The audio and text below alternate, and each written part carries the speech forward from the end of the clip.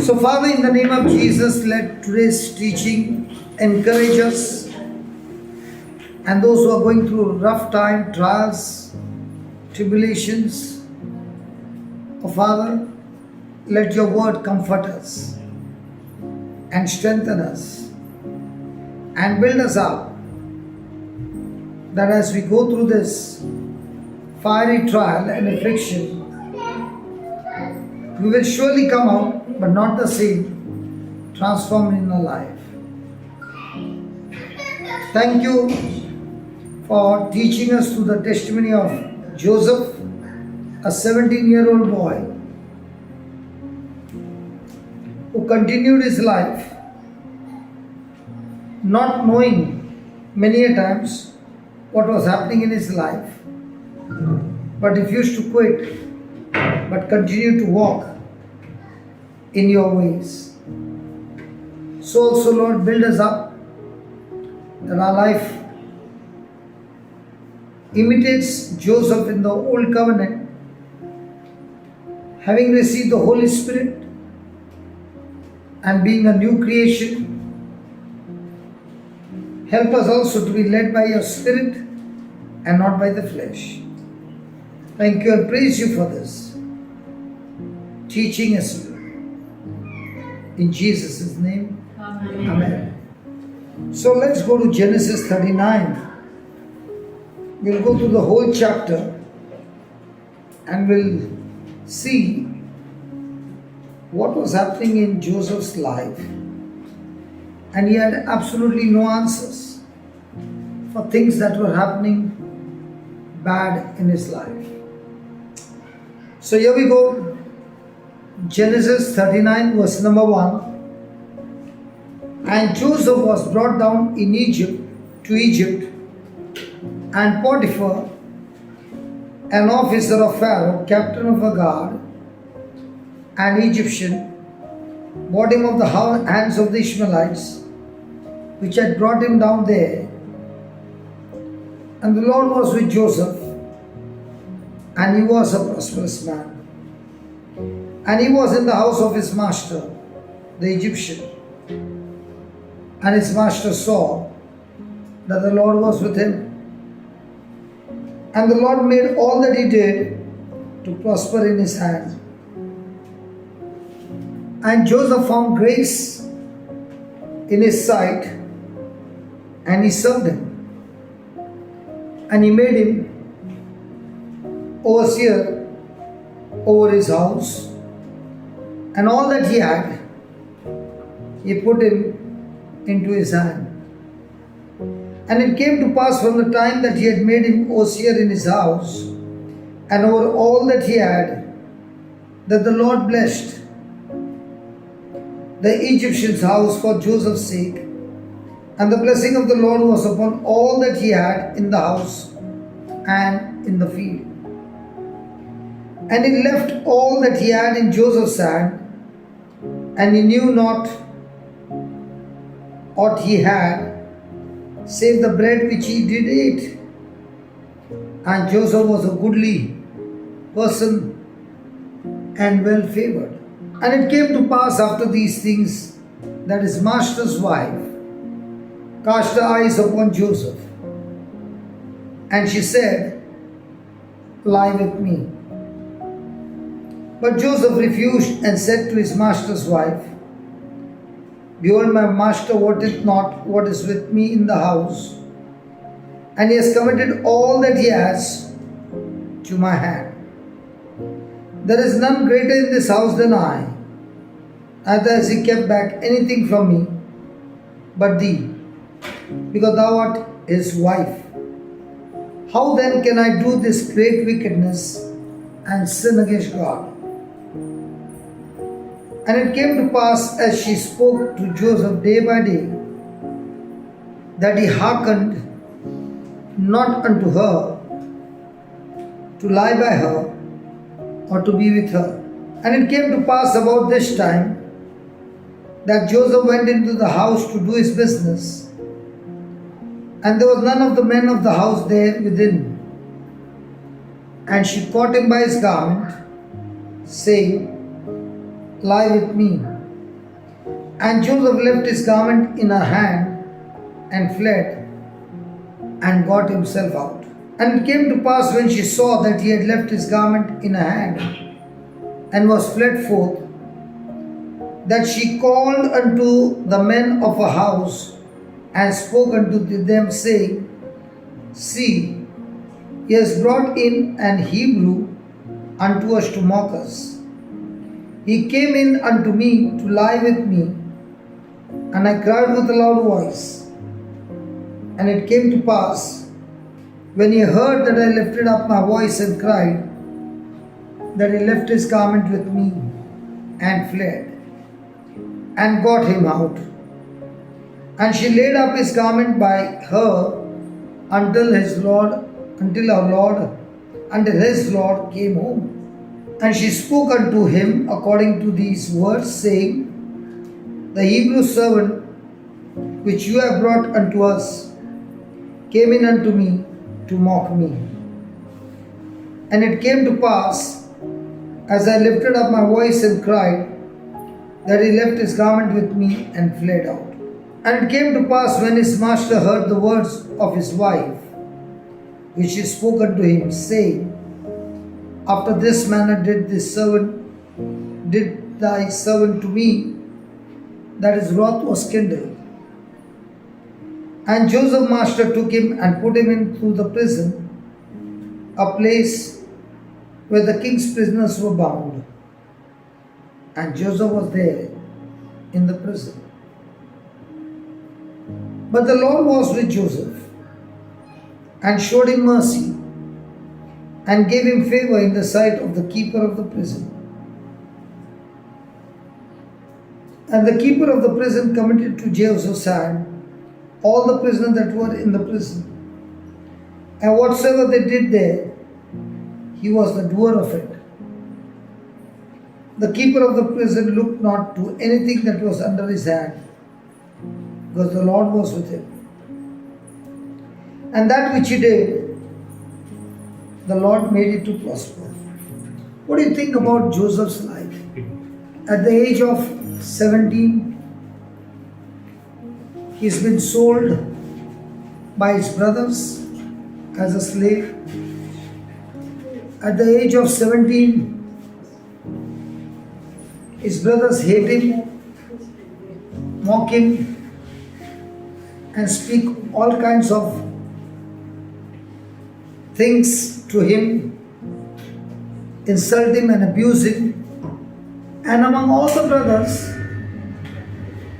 nobody wants to talk to him. How do you feel in an experience like that? Isn't that Joseph is doing anything wrong? No. So is it possible that in our life that there will be time when you don't do anything wrong, but you will begin to experience many things? What happened to her? Something happened between the brother and sister. Okay, whatever happened. So life is all about things happen suddenly. The mother was preparing the whole day, but she was not there. And she thought today will be my day. Praise God. So Father, we pray for the baby, that whatever has instigated her to scream and cry, we rebuke that, what is causing irritation. And we thank you, Lord, that your peace and your joy has come. Yes. And everything is all right. In the name of Jesus. Amen.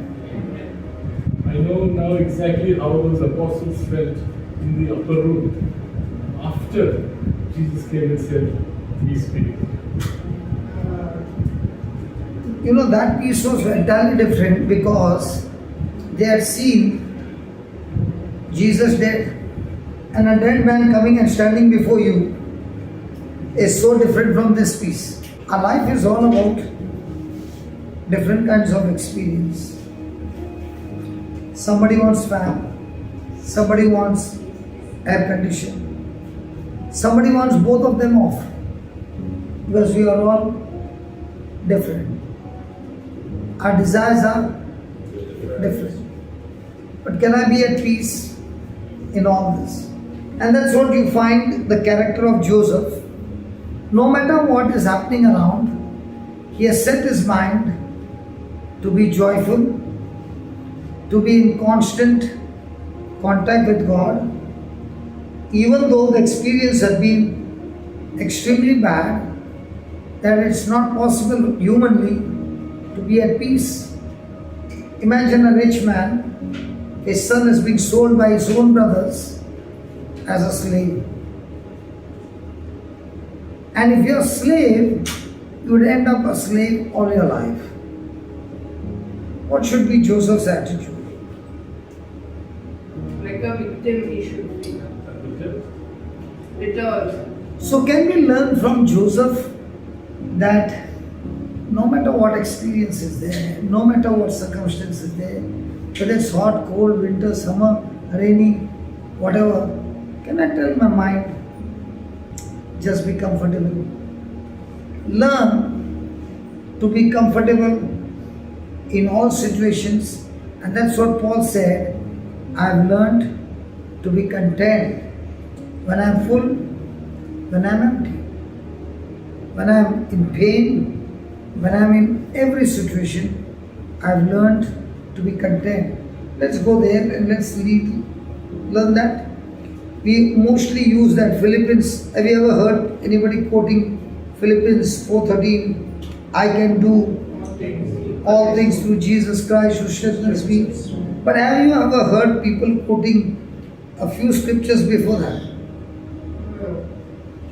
Why not? They're only four. Look at the verse 11. Philippians 4:11. Not that I speak in respect of want, for I have, what's the word? I have learned. I have. Learn. So what's your spiritual life all about? Learning. Learning what? The word. Learning in whatever state I am, therewith to be content. So you study the word so that you can learn to teach your mind to be at rest, to be at content.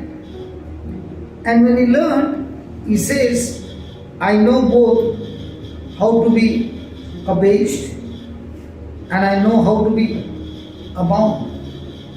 I know how to be full and I also know how to be empty. Everywhere and in all things, I am instructed. So is the word of God for me an instruction. Instruction to learn, to be content, both to be full and to be hungry, both to abound and to suffer need. So in our life, are we going to experience ups and downs? Yes. But in that up and down, are we learning to be content? Are we learning to have the same attitude, the same kind of emotion or a feeling? And Paul is saying, through all these hardship that I went through, I have learned. And if you look at the life of Joseph, when he started his life at 17, that a crisis came into his life. So please write down in capital letters, crisis will always occur. Crisis will always occur at the curve of change. At the curve of change. So why is this crisis going to come? To change it. To change the direction of our life. So don't be surprised when crises come. They come to change the direction so that we learn to be content.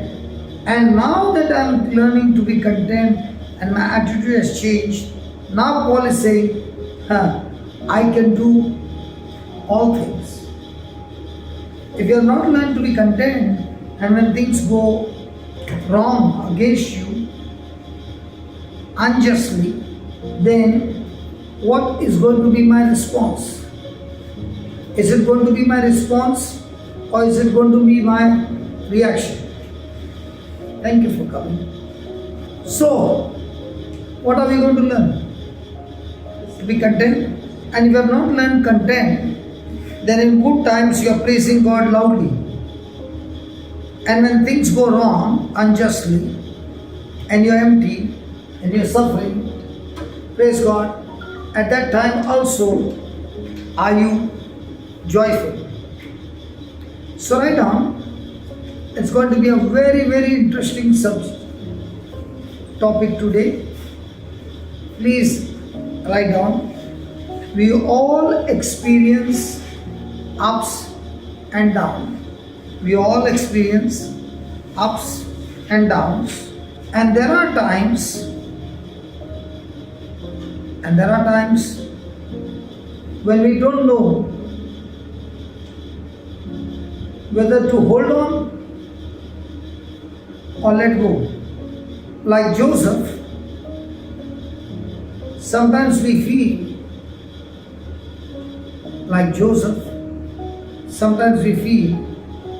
as though we are getting hit from every side. Many a times we create our own problems.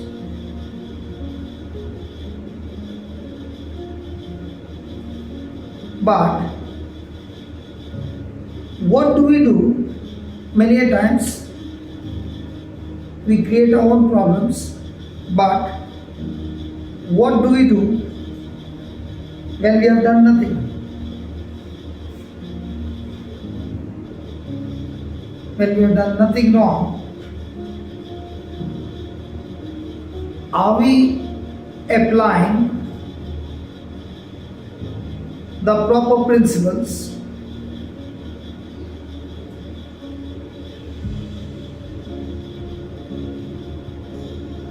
And even then, nothing seems to make sense.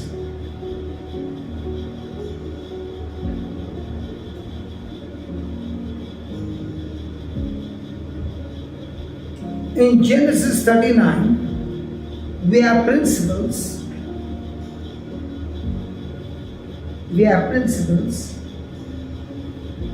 That we can apply when life does not seem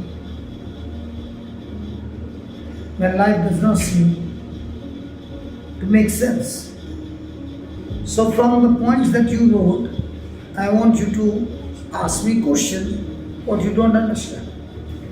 Because those are powerful truths, and those truths have to be applied so that when crises come, you will turn those crises into victory.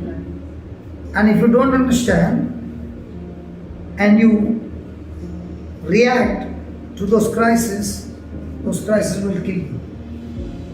The crisis occurs at the point of change. Yeah. The mental. Okay. Crisis always occur at the curve of change. God loves every one of us. And God wants us to apply His principles. Let me give you 3 different crises from the Bible. And we will now begin to understand who is the author of this crisis. Because when you understand the crisis, then you will take the corresponding action. Let's take the first one.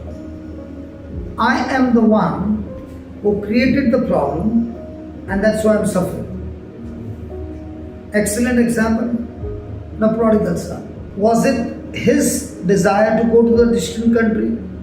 Yes. Was he comfortable in his father's house? Yes. Was everything provided? Yes. But did he make a decision, I want to go to a distant country? Yes. Was it his decision to go away from his father's house? Yes. So when he took that decision to go from the father's presence, where there was only fountain of life, what looked like glittering on the other side was not the fountain of life, but it was looking like fountain of life, but it was actually a poison. Agreed? Can we talk, or you want to see who came and who went? And if you are learning that, then you have not yet taught your mind to be study on things that you need to focus on.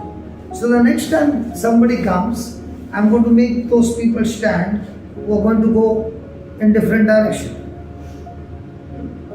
What is the use of sitting and a small door opens and you get so quickly distracted? What we need to learn is, no matter what's happening, I am like Joseph, focused on the dream that God has given me, and I'm not going to change my focus.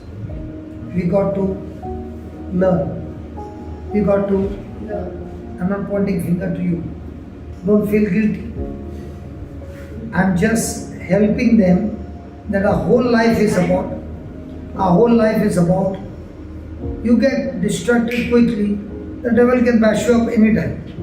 You might be praying for 4 hours and you got distracted just with a blink and distracted. That's the time the devil will bash you up.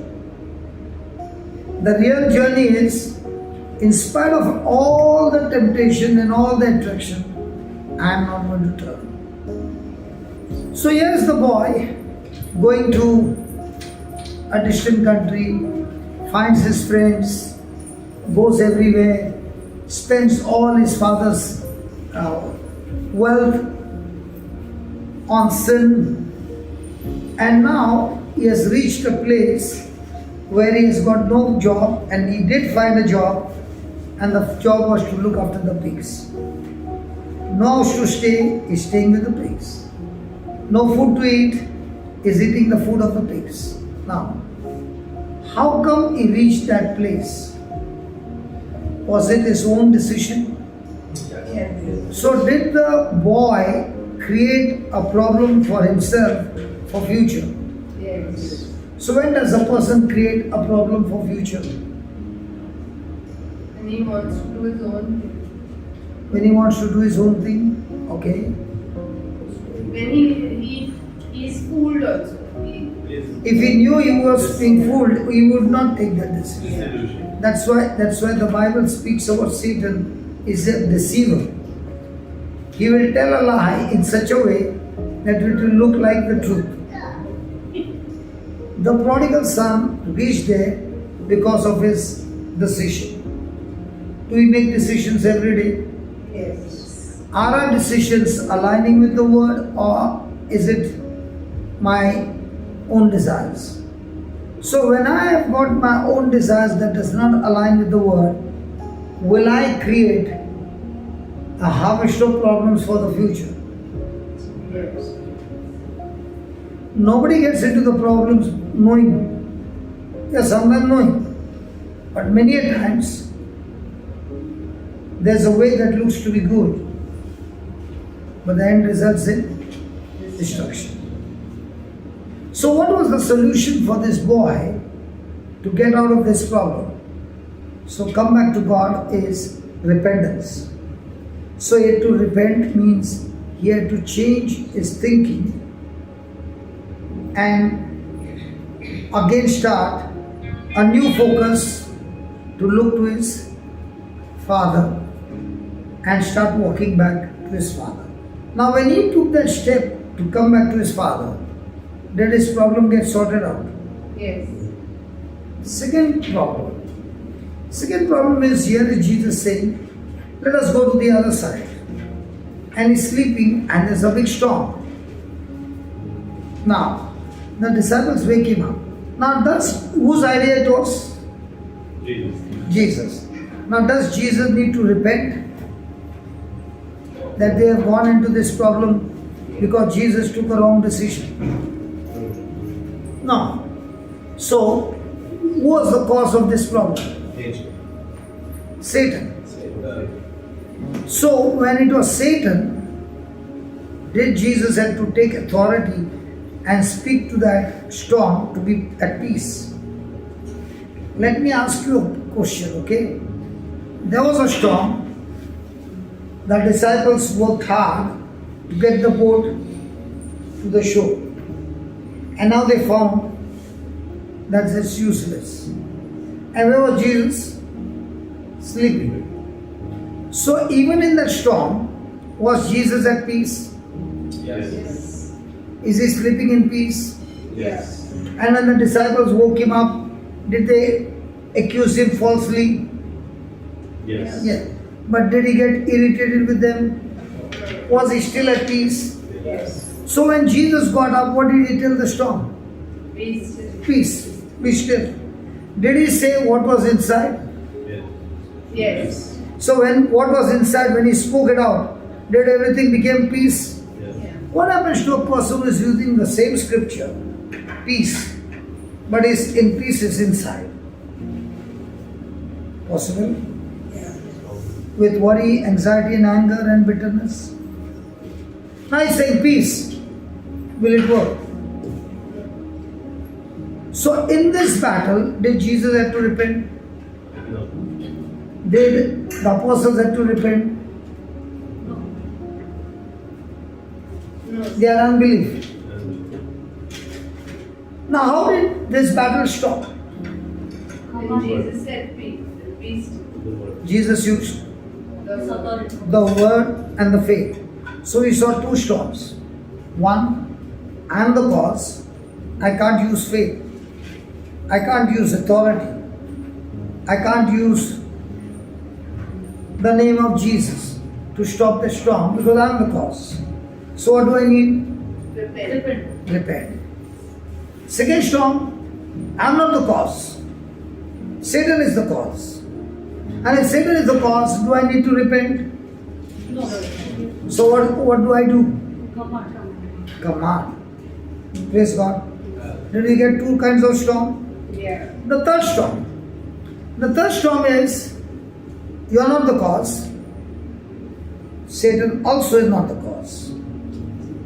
But somebody with whom you are having a relationship is the cause. Let me give you an example. Husband drinks and comes every day home. Will his action affect the marriage? Yes. Will his action affect the family, the children, the finances? Can you talk, please? Yes. Yes. So, in the midst of this storm, what does a person do? Coming back, third storm. You are not the cause. Satan is not the cause, but somebody else is. So when people are married, can there be one person in the word and the other person entirely different?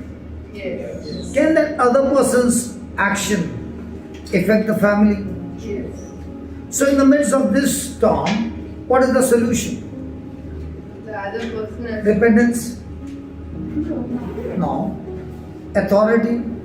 No. Because Satan is not the cause. Who is the cause? The loved one. So what is the solution for this storm? Continue in the word. Continue in the word. change. Speak No, the what is the solution? Continue in the word. change. Prayers, Okay, something more. talking to God, and then communicating smoothly with the person, speaking your desire, Okay. forgiving. Okay. Or like Okay. the alcoholic husband, you prepare chapter and give him and you love Okay, him. okay. And you- Very good. But let's take from the Bible. See, when you use it from the Bible, everything gets settled. Correct? Yes. Then there's no argument, there's no deception. Had the 12 spies gone to see the land? Had they all seen the same? When they came back, they reported to Yes. Moses and gave him the word what they brought. All the 12 said, the land is really flowing with milk and honey. Agreed? No. Yes. Yeah. Please listen completely. They all said it's flowing with milk and honey. But there are giants. Did Caleb and Joshua say there are no giants? No. They said there are giants. Caleb and Joshua said, let's go and take over the land. And they said, no, they'll eat us up. We are not going. So we will not take over the land. Now you mean to say Caleb and Joshua were very strong? Then how come they are saying we'll take over the land? Because They the are the promise promise. of the They are the promise. promise. What was the promise? You will go and take. I have given you the land. Yeah. I have given you. I've already given. So Caleb and Joshua were believing the promise. The others were not believing the promise. Now, what was the response of the people? Were they ready to go with Caleb, or were they ready to go with the 10 spies? There was nobody on this side. Everybody were on the other side. Now, what about Caleb and Joshua? Did they had to go with the people for 40 years? Yes. Had they done anything wrong? No. Would you go for 40 years? No. Because they are in the same community. So did they have to suffer along with the others because of their wrong choice? Hello? Yes. Were they complaining? No. Were they grumbling? No. Were they murmuring? No. Were they in fellowship with each other, reminding themselves of the land? 40 years. So what do you call that? 40 years of waiting, persevering, consistence, patience, endurance. So what do you do when you are in a storm, which you are not the cause, Satan is not the cause, but your loved one is the cause? The solution to that is like Caleb and Joshua, patience. If my wife was not patient, my marriage wouldn't have been today alive. So remember, there are 3 storms. First one, you are the cause. What's the solution? Repentance. Satan is the cause. What's the solution? Authority and command. Third one, you are not the cause. Satan is not the cause. Somebody dear to you is the cause. Now, do you fight back with that somebody, or you operate with love and patience? Now when the storm is in your life, now is it easy to analyze who is the cause? Yes. By being honest. Now, can you get the solution? So, the more you learn to grow in patience, the more quicker the battle will get over. For example, have you all seen bicycle? Yes. When we were small, did we all have an opportunity to learn by cycling? Yes. Everybody fell down. Yes. Everybody picked up the cycle again. Not everybody. Some of them, when they got the first hit, they said, I'll never touch that cycle again. And they never learned to master it. Some mastered it in 6 months. Some mastered it in 1 month. Somebody might be in even 1 day. So it's all about learning. Can we talk? Yes. Hello, can we talk? Yes. So Christian life is about praying over somebody or learning. And what are we telling everybody? Hey, pray over me. Let's pray. I'm not saying prayer has got no power. Prayer can only give you jump start. But if you're not willing to learn, you'll get bashed up until you learn to learn. Praise God. So today we are seeing about Joseph. We wrote there one beautiful scripture. Sometimes we create our own problems. You can take the notes from somebody later. Sometimes we create our own problems. But what do we do when we have done nothing wrong? We are still applying the proper principles, and yet there are crises, there are troubles, and when these things happen, it makes no sense at all. Why is this point there? Because Joseph was 17 years old, extremely in relationship with God. He did not do anything wrong. He never harmed his brothers. He applied the principles of God, had relationship with God, and yet he sold as a slave.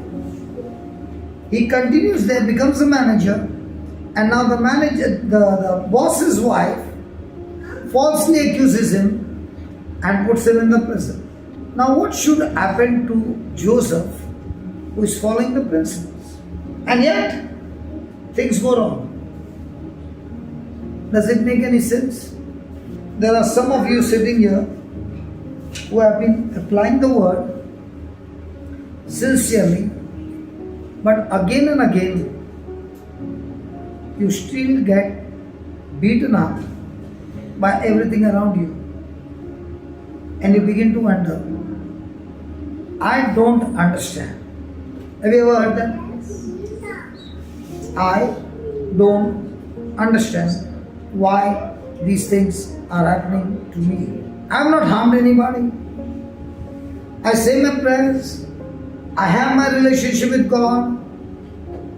I am very vigilant not to plant a wrong seed.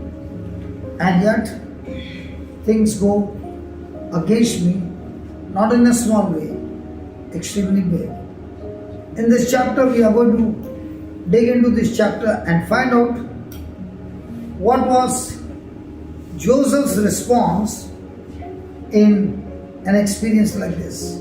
Should we continue this or should we change the topic? No, continue.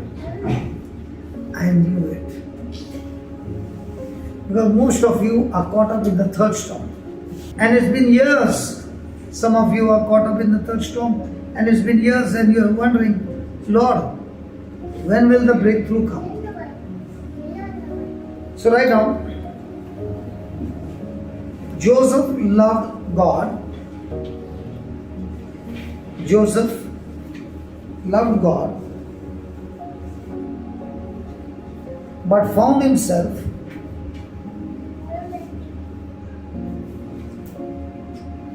in great difficulty. He was sold into slavery. He was sold into slavery by his brothers. Sometimes you need children to look after children. How beautifully the elder child took the younger child and said, "Come, let's go." And while going, she did not even take a glimpse of her mother.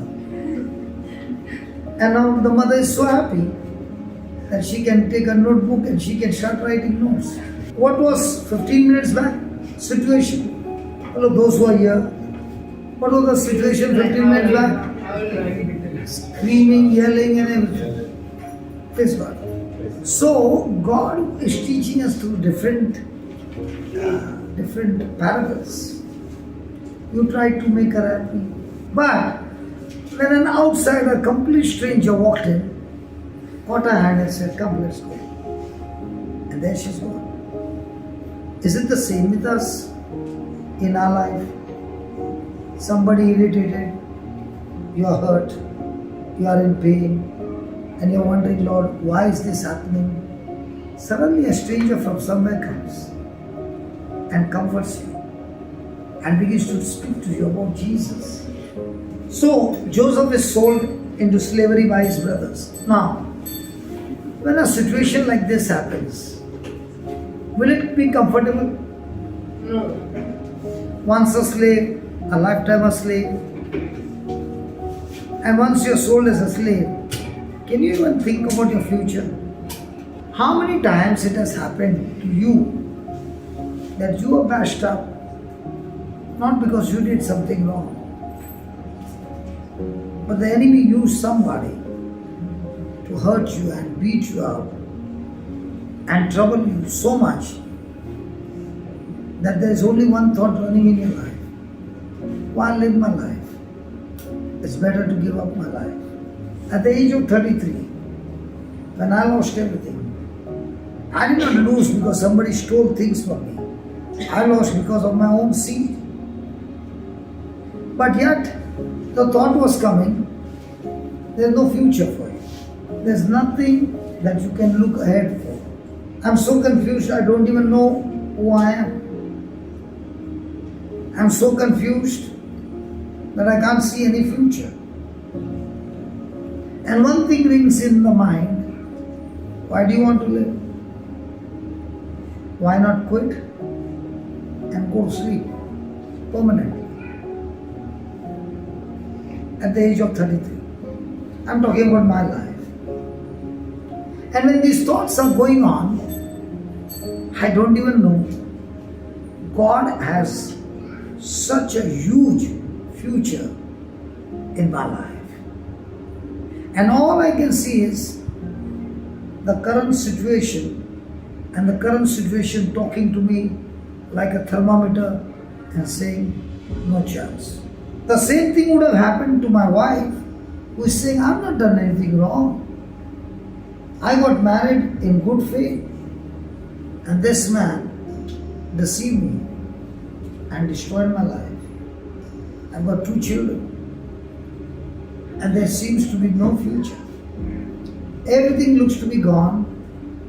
There's no future. Praise God. Praise God. These things happen in real life. And especially you wonderful people. You left your father, your mother, your family, your home in India, and you came here believing that things will be good. And much more good, not for me, but for my children. That's why you left your home. And after you came here, things did not go the way you had thought.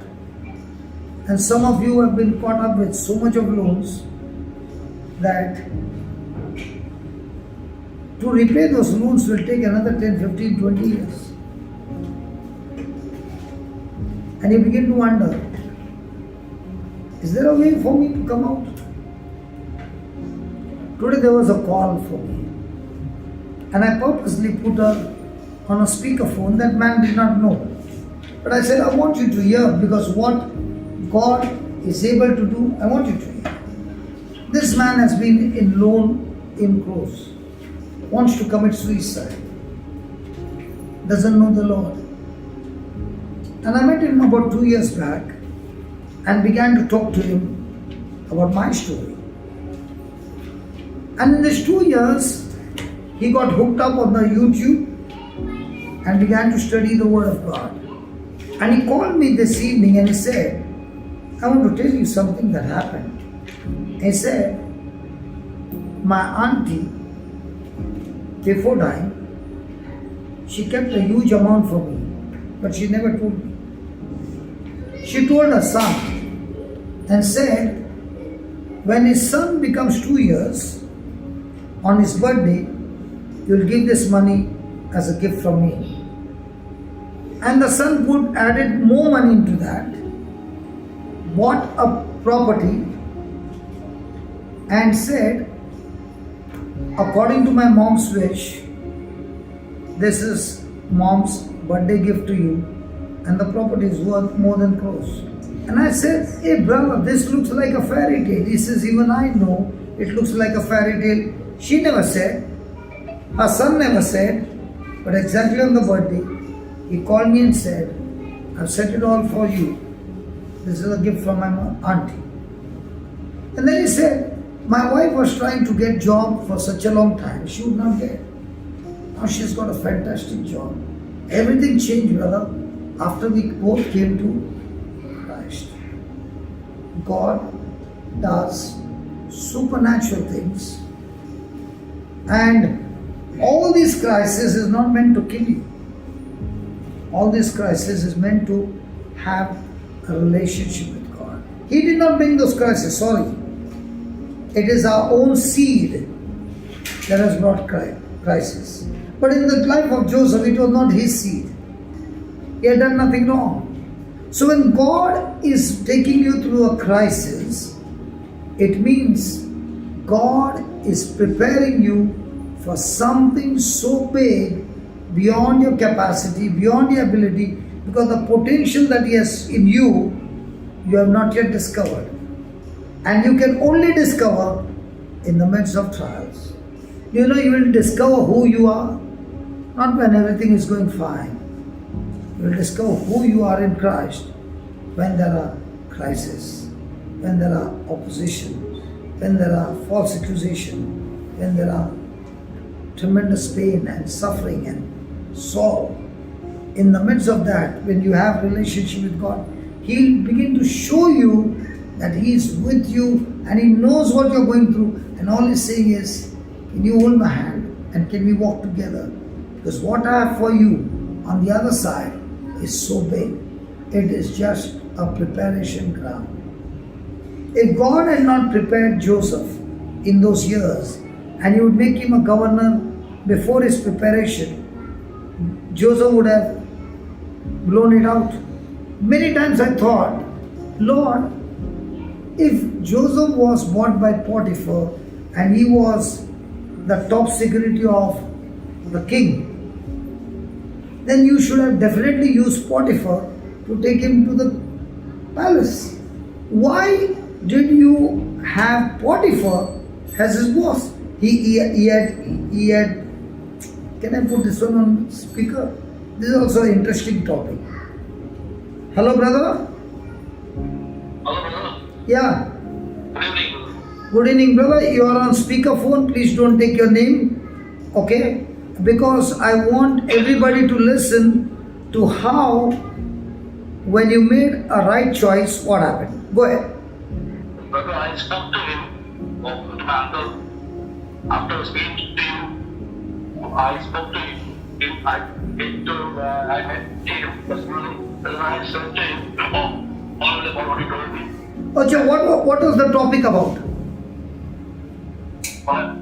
Actually, spoken action. The topic of one of our uncle had a property in Bombay. Okay. And he made us the nominees, me, myself, and myself and uncle. Okay. After studying judgment. But he made a personal will. On the personal will, he took 80 on me and 20 on my uncle. And when the time came now to set down the flat in Mumbai, and before he could come, Okay. I asked him regarding the 80 issue. And I made it up, but there no such will given to me instead. Then I reminded him the incident regarding the bill, when it was given, how it was given to you. And he said, I don't remember anything, and no such will given to me. Then I called him regarding what should I do regarding, and he told me, speak to him directly, say that whatever you decide.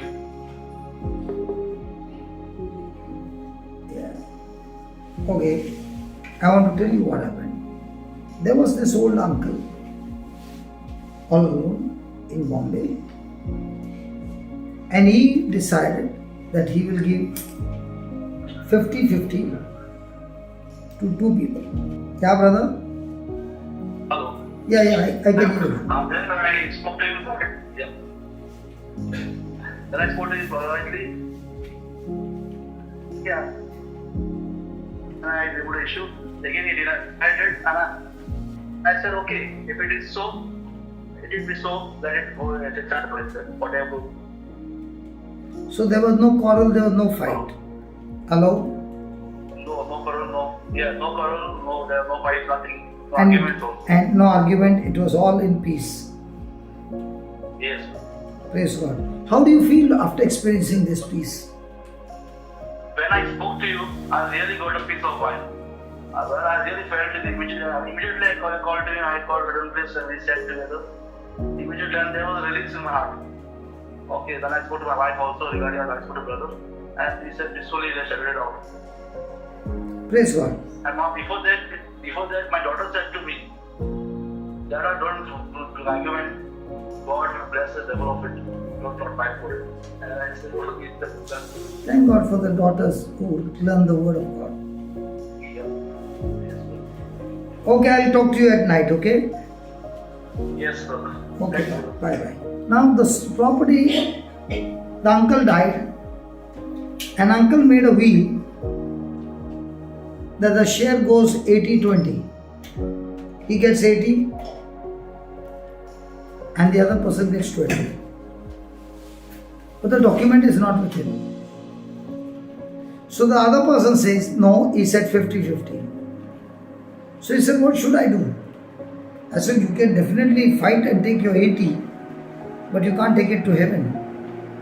But if you give it to him and in peace, without argument, then you have got a big property in heaven. So most of the time we buy properties in heaven, or we are focused on properties in heaven or property on earth. And as long as your focus is property on earth, you're always going to quarrel and break your peace. And thank God, I'll tell you, so many calls come how God has changed when the person took the right decision. When you look at Joseph being sold as a slave and taken to Egypt, does it look like that's the end of his dream? But what if he was not sold in Egypt? Would he ever become a governor of Egypt? So are we all the time going to jump looking at the current situation and start calculating? Or are we going to say, Lord, I don't know your ways, but I do know you're a good God. And because you're a good God, you have always got good for me on your mind. When I'm standing here and sometimes when we're eating, I remember the days when I used to take the glucose biscuit, dip it in water and eat. Breakfast. Parle G, no money. Breakfast. That was my breakfast. Afternoon was vada pav and omelette pav. But yet, God is my witness. When I would get salary, a huge amount would go into the box because I wanted to know how does Luke 6:38 work. So I will be eating vada pav, but 30,000, 40,000 will be going into the box. But I want to know how does this system works. And when God began to teach me how the system works, from that day till today, I have no financial crisis. You told me no about tithes. I am not on 10%. Because when I began to ask God about 10%, He asked me only one question. Do you love your wife 10%? Do you love your wife 10%? No. Do you give your family 10%? In God's kingdom, even if you give your 10%, it's still not qualified. The qualification comes only when you do it with love. If you do it as law, you still get disqualified. So whatever you do in the kingdom of God, it has to be, the root has to be love. So right now, Joseph was carried to Egypt and he became a slave. You got a mobile now? Do you chat with somebody? Do you use chatting? Never chat? So can you chat with God? Please? Because I'll tell you one thing. If you are writing, you can never write without first hearing attentively. But if you are not writing, not necessarily you are hearing attentively, you might be listening and not hearing. But when you are hearing, you will write. And once you start writing, you want to hear attentively. And if you hear attentively, that seed has more chance to get into your heart. No offense, okay? Sure? Praise God. You hear the topic on YouTube and you write on whatever you're hearing. There's a day and night difference. He was carried to Egypt and he became a slave in Potiphar's household. The Lord was with Joseph. The Genesis 39 2.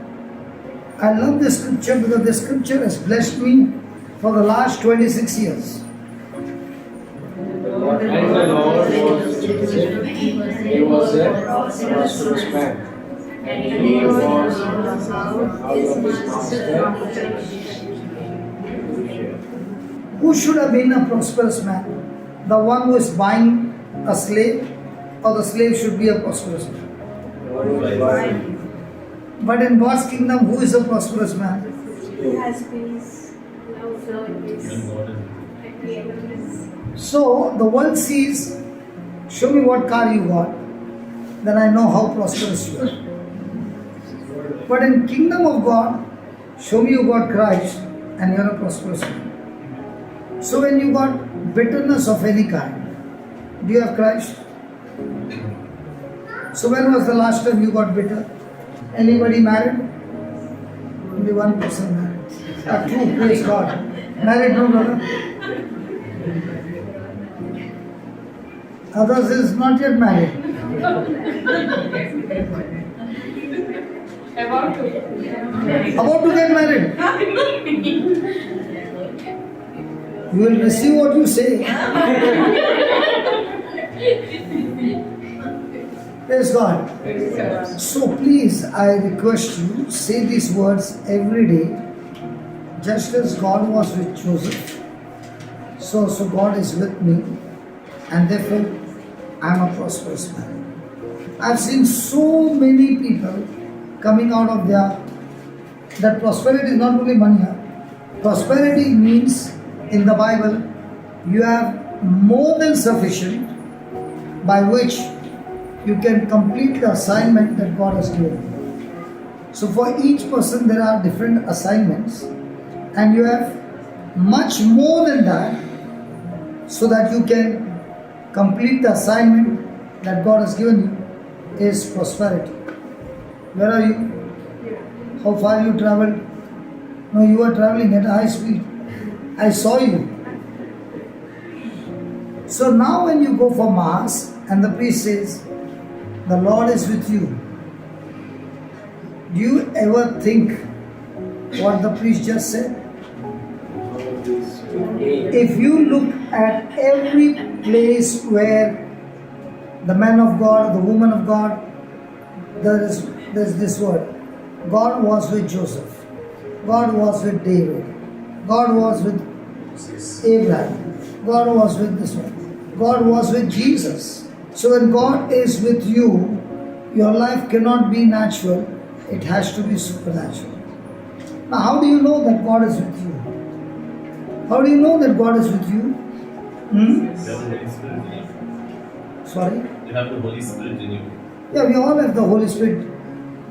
God is with us, but are we with God? God is with you. Look at your baby writing everything. God is with you. Yes. How do you know? Because your priority will be God. Your priority will be God. Correct? Okay, let's look into the Bible and ask God, is God with us? 1 John 3:13. Marvel not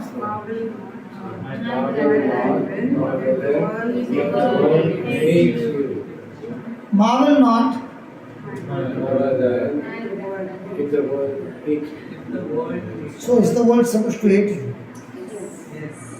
Or is the world supposed to be your friend? And who is the person of the world? who is conformed to the world. Who is conformed to the world. It's conformed to the world. So are they supposed to hate you? Yes. What if they love you?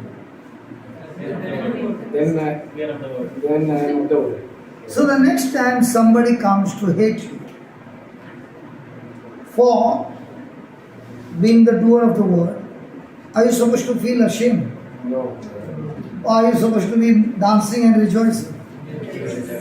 Because you just found out who you are in Christ, but the world is supposed to. So when the world hates you and treats you unjustly, are you supposed to be excited or broken? So when Joseph was going through all this, do you seem broken or is he still excited in connection with God? How many times you get broken because somebody insulted you and treated you unjustly? Huh? So because your expectation is the world should love you. Our expectation is those around me should love me. But actually speaking, those around you should hate you and you practice to love them is a real Christian life. So who is a prosperous man?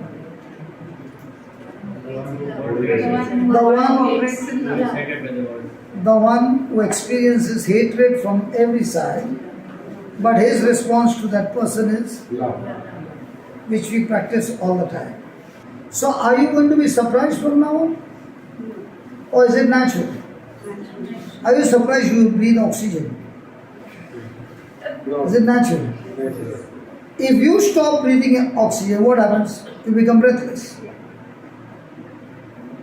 So when you're breathless, because somebody hates you, then you can be of the world. Because your response will be what? Love. Then, we know that we are passed from death to life because we love the brethren. He that loveth not his brethren abides in death. How do you know you are a born again Christian? If I don't have when we are focuses on him. He never spoke about heaven. Sorry. When we love our No, because we So those who come against you and you also react, does that show you are a born again Christian? So do you get a lot of practice wherever you are in your office, everywhere, and especially at home? Yes. So, are you sure to prove that you are a born again Christian? Yes. How?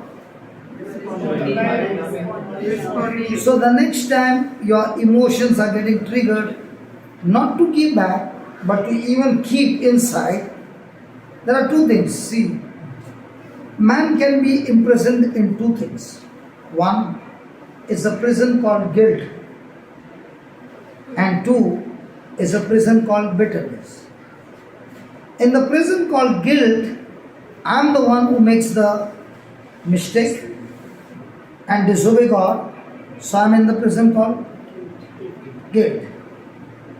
The prison of bitterness, I am not the one who has done wrong, but others have done wrong, and when they have done wrong, I have kept that hurt in me. Now I am in the prison of bitterness. Now, when I am in the prison of guilt, I can go to God and ask God, please Lord, I repent, please forgive me. And you can come out of the prison of guilt by repenting, and instantly you can get freedom. But when you go to God and you say, God, please get me out of the prison of bitterness, He says, I don't have the power to do that. That's the time I myself should choose to let go the other prisoner free who has hurt me. And when I open the door for him to go free, I get my freedom. So most of the time, might be you got freedom from guilt, might be you're still a prisoner in bitterness. So when you look at Joseph, he was a prosperous man. Was he stuck in the prison of bitterness? No. Was he in the prison of guilt? No. And that's why he was a prosperous man. So can we have a check every day and ask, and if you find somebody bitter, you can ask that person, is it by chance you are inside the prison called bitterness? Please don't stay there, because that bitterness is like a healthy body taking poison continuously and destroying his own body. Brother, sorry, you said God was with Joseph and so he was prosperous.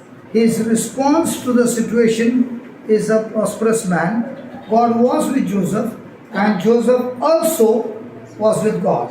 And that's why he was a prosperous man. The Lord has promised us, He will not leave us nor forsake us. He is with us till the end of time. There's no issue with God. The question is, are you with God? So you said, how do we know? Yeah, how do we know that? That's what I'm saying. When we walk If in I love. don't walk in love, especially the one who comes against me, it's very easy to love those who love you. The real battle is, am I willing to love those who come against me? Then that's a proof I'm born again. Because my new nature will teach me to love. Yesterday I said, how will I know? Correct? And I said, if a dog lifts his leg up, is he a male or a female? Male. Correct? If a person refuses to love somebody who comes against him, is he born again or is he still in death? And once you understand this system, the next time somebody comes against you, is it an opportunity to rise higher or low? So when somebody recently made a video of me, okay, and many people send me a link, I was so happy because I said, this is the time for me to go higher with my reward, and I'm going to bless him and release him. And after that came the Bombay retreat. I did not have a place in Bombay. After that video, somebody said, there's a place in Bombay, would you like to go and speak and make a deal? And praise God, the deal got through. So the next time somebody comes against you, you are looking at, Lord, I passed the test, where's the reward? So we understand that promotion is close at hand when there is lies. And that's why Jesus said, blessed are you when people speak evil against you falsely for my sake. And if they are speaking falsely for righteousness' sake, for His name's sake, I should be rejoicing. I should be thanking God that, Lord, it's time for reward, and I'm going to let go this person without a word. And praise God, this is going to open bigger doors, because what the devil wants me to do is hate that person so that what God has planned for more people to come to the kingdom of God is lost. Did Jesus say we are the salt of the earth? Yes. And if the salt loses its flavor, it is good for nothing. Yes. Hello? Yes. So the next moment question is, in the whole month, having received the notes, having received the Holy Spirit, having received the authority, having received the understanding, how many went fishing and brought something into the kingdom? And the whole month I did not bring even one, then I am a salt, which I say I am a salt, but I am good for nothing. Because most of the time we are trying to catch only those who are already caught. Today I am saying, a couple went to Calcutta into the tribals, and I called him and I said, hey Baba, tell me what's the harvest. He said, brother, today was 50 souls who have never heard about Jesus. We are journeying from place to place, and it is so beautiful, getting more and more fishes into the kingdom of God. So we don't look at the title, we only want to give Jesus to them, because Jesus is the one who saves you, not the title. Jesus shed His blood, right? And He purchased us, the church. The building is not the church. We are the church. And we need to be built up by truths. Praise God. That's why you are watching on the TV, on the YouTube, all new preachers coming. And each one is excellent. And because they are coming, I get a chance to leave the center and go somewhere else. Everyone sitting here, I used to be sitting the same. But when I decided to leave and go into the deep sea and think and believing, the Lord gave me a formula. Are you studied in 5th standard? Yes. Can you teach a student of KG? I said, yeah. So go and teach what you have learned and leave the rest to me. I'll take care of everything. So when I was only 2 months old, after my conversion, I was already teaching and preaching what I heard and what I practiced. I did not wait till I knew the whole Bible. And let me tell you, nobody in this world can know the whole Bible. So don't wait till you know the whole Bible. You know Christ? Has He done something in your life? Go and share Christ to somebody. People don't want to read, and people don't want you to speak about Matthew, Luke, Mark and John.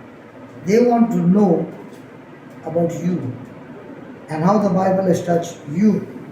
And when you speak the gospel according to me and what God has done to me and how me got crucified and what God is doing, they want to learn more. Okay, now we learn that the Lord was with Joseph in verse 2. Okay, so after this 15, we'll take the 15 verse. Whosoever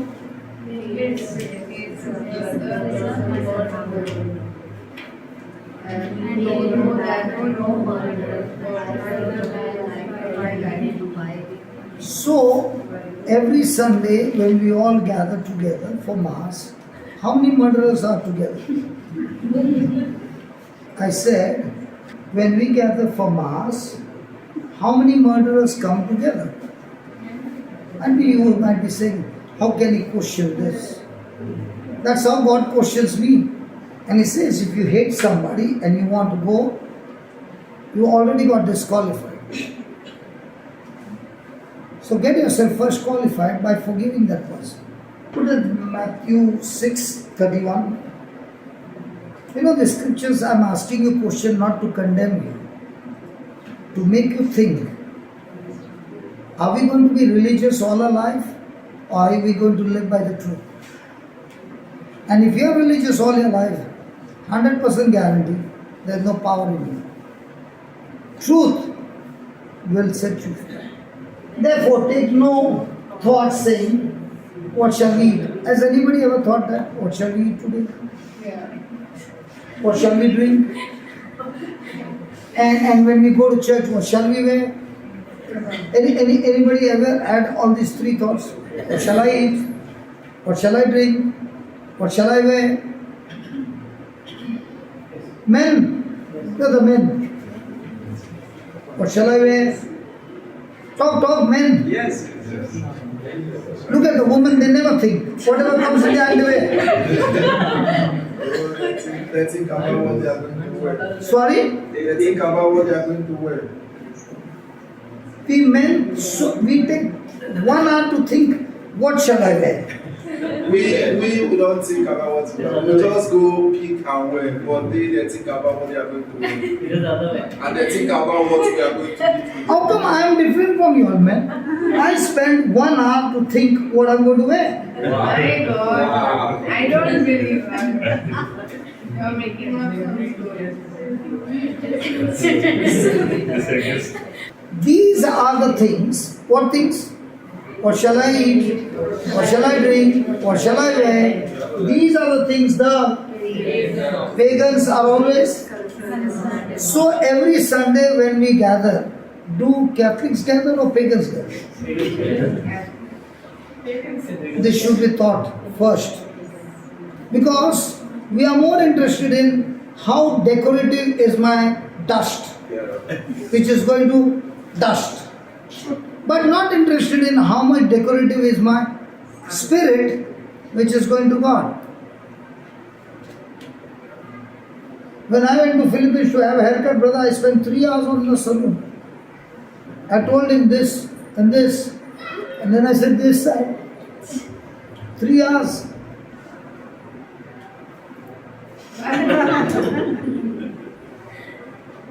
Why did you spend 3 hours? The salon that I went was, they take very long time to cut.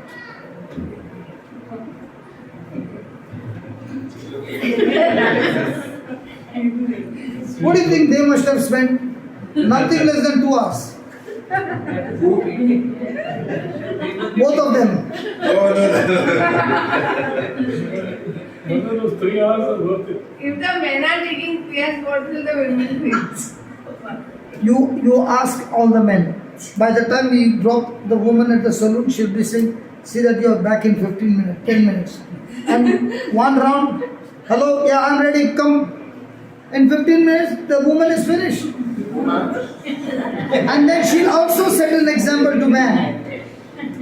Why do you take so much hours? Because this is all about the pagans.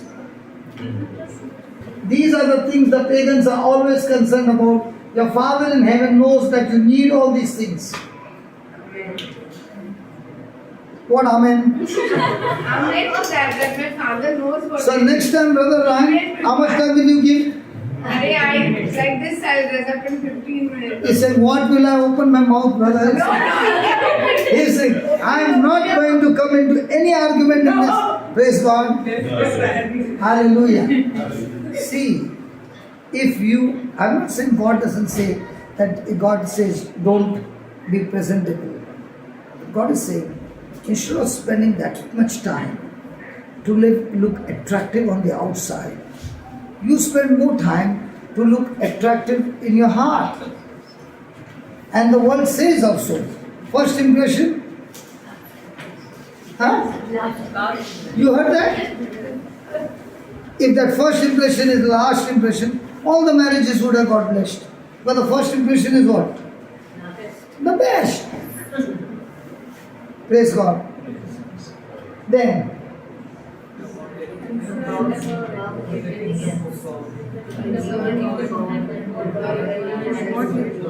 so are we concerned about the kingdom first or all other things?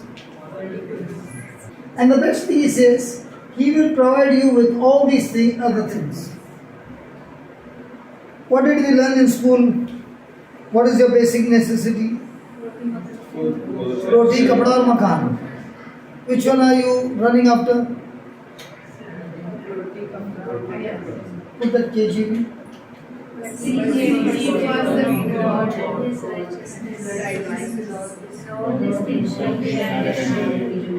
Which one are we seeking first? All of these. I can say to you, 100% witness. What do you do every day? Seek His kingdom. Day and night. And everything that God wants me to finish it before leaving this planet Earth is all taken care of. And this has been going on for the last 26 years. And the best part is, in all these, God never made me use the pulpit to say, can you send your donation to this account? In 26 years, whichever country we go, me and my team, there will never ever be a collection. Why? Because we believe this. You believe this is what you get. Ask a question to yourself. What are you seeking every day? Because whatever you seek, you spend the most of your time there. Okay, let's go ahead. I have something to ask. So in this way, we are like opposite of the world. Now, whatever we have, sharing and living together. So in this way, like if we all come, let's say just imagination, if we all come into the Word of God. So here we are building the kingdom of God. Yeah. So in this way, not by working for ourselves, keeping for ourselves. So like. See, you know, when I started, as I told you, I wanted to know how this world works. Yes. Because I was not a person to go to church. So when I began to understand that these are systems, they are accurate. They cannot go wrong. They can go wrong only when I don't agree with it. Remember, the word of God has power. But the word of God cannot operate until I mix my faith to this word. This word will not work alone. This word needs my agreement, my faith to operate the supernatural. That is why Jesus said, your faith has healed you. So He will say all these things will be added unto you, surely. But the question is, did you do the first part? We are doing the opposite way. We want to seek this first, invest all our time, energy, and every talent and everything here, and say, now God, provide this. He says, you are doing a wrong formula. So, somebody will say, that means I should leave my job. No, you don't leave your job. Then how will I do it? Actually speaking, this word of God, you will get extreme practice in your job. So when we are together, we are believers. We don't come against you. But even when we come against each other, small way, it becomes a volcano. Imagine when you go into the world, there are wolves all around. That's where you practice. And when you practice there and you become a champ, then God calls you into full time. Come. If God calls you into full time and you did not go through the practice, you did not go through any pressure, you have not yet got prepared for a bigger battle, you will get worn out, you will get burnt out, you will get totally destroyed. Now your baby, how old is she?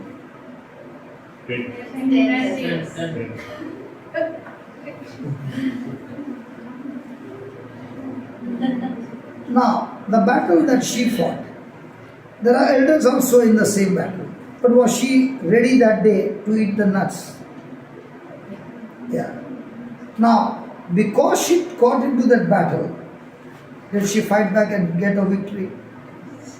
What if she would have said, I believe you, pray for me, but don't tell me to eat it? Would she ever get the victory? So, these things, unless they are practiced, you will never get victory. How will you know this works? Unless you put it into practice. Praise God. Now, was God with Joseph when he was a slave? Yes. Was God with Joseph when he was put in the prison? Yes. Now, was he put in the prison because he did something wrong? So, should he be ashamed of what happened? Hello, should he be ashamed of what happened? When I have not done wrong and I know it, and all accusation has come against me falsely, it's not the time for shame to destroy me, because shame is a very powerful demonic spirit that can kill a person in no time. Because when you're in shame, shame will isolate you and take you to the side and torture you, and that's what happened to Judas. Peter, he also did the mistake, but he did not go separating from the group. But what about Judas? Did Judas repent? Yes, that's why he gave the coins back. But did he repent believing that Jesus would forgive him? That's why he ended up his life. Shame can keep a person in such a bondage that can kill him, and he can never ever put his head up. And that's why Jesus went through shame where there was not a single cloth on his body, and he's saying, I went through 100% nakedness for your sake. So that the next time you are put to shame for my sake, there's nothing to be ashamed of, because I, your Lord, will cover you with my glory. So if you know you are doing right according to the word, now what should have been the condition of Joseph? He has been accused of having raped his master's wife. But do you find him depressed? Do you find God still with Joseph in the prison? So if you are a doer of the word, no matter in which category they put you, still you can enjoy the presence of God even in the prison. And that's what used to happen to the early church. For them to go to the prison was extremely common. And what for? Were they criminals? No. They were put into the prison and even arrested and put to death for preaching the gospel. Praise God. So write on. The Lord was with Joseph. The Lord was with Joseph even while he was in prison. We can learn, very important, we can learn to practice, the presence of God even when We are in a dungeon.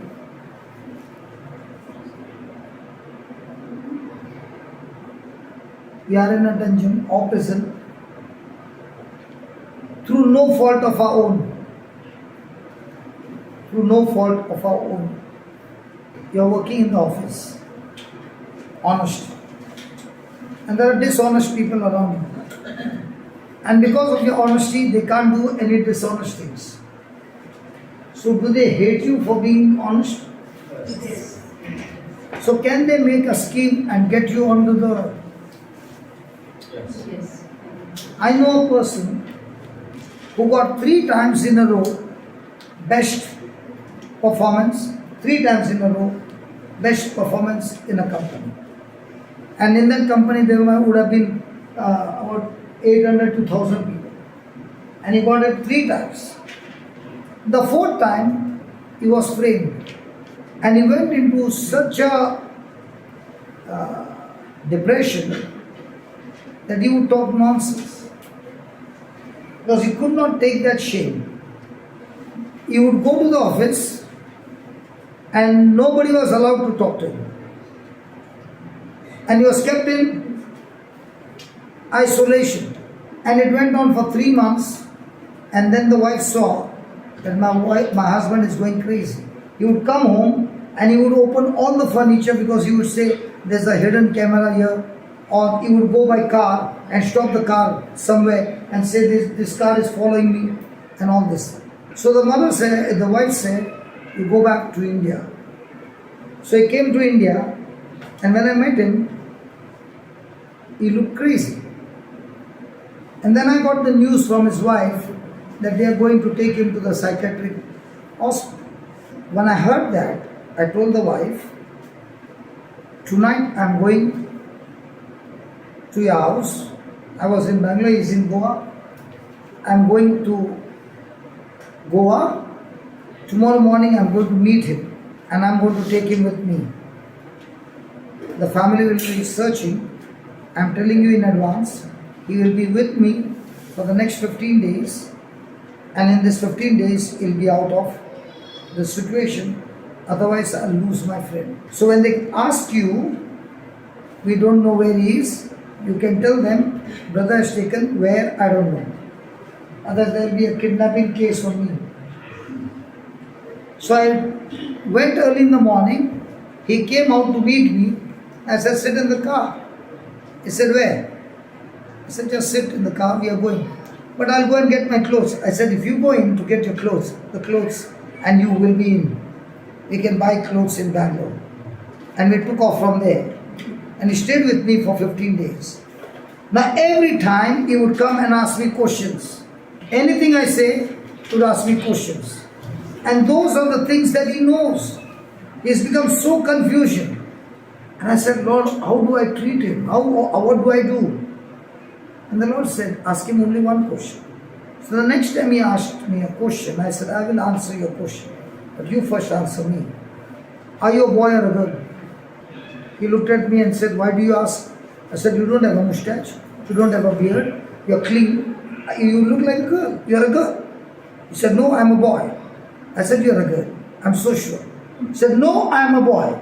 How do you know? I know I am a boy. So why don't you know what the scripture has written? Why do you question me? He said, brother, honestly speaking, so many thoughts are running after me. I just can't understand. So I said, okay. Tell me one thing. If you are driving a car and it starts raining, do you stop the car? No. What do you do? Use the wiper. Now, just because you use the wiper, does that mean the rain will stop? No. But do you keep the wiper on? Yes. And when the wiper is wiping, can you still see the road? Yes. Can you still drive? Yes. So why don't you use your mouth wiper with the word of God and keep wipering till every thought is clean? He said, wow, I never knew that. And the next time the question comes, only say one thing. I know one thing. God loves me. Jesus loves me. 15 days. Then I took him back. So here's the proof. I've come out of that, brother. You also can. And so he came to the Gulf again. He missed 2 flights. He would go inside, but not board the flight. He would go to the outside, the gate is there, no? Where they check twice. The third time, the flight was Goa, Bombay, Bahrain. So he has to get down in Mumbai, take the next airport. And I said to the wife, I'll do everything. So when he got down, I got my friend and said, no matter what happens, get him inside. So Linton was there. He pushed him inside, and once he went inside, we got the news that he has boarded the flight. And by the time he reached home, every wall had scriptures all around. If you would lift the bedding up to look at the camera, there were scriptures. The family saw to it that even in the toilet they put scriptures. So he could not escape the scriptures. And he came out of it. And then I said, brother, it's time for you to come with me on a mission. We both went on a mission. And that's where the Lord began to use him. And today he's preaching the word of God.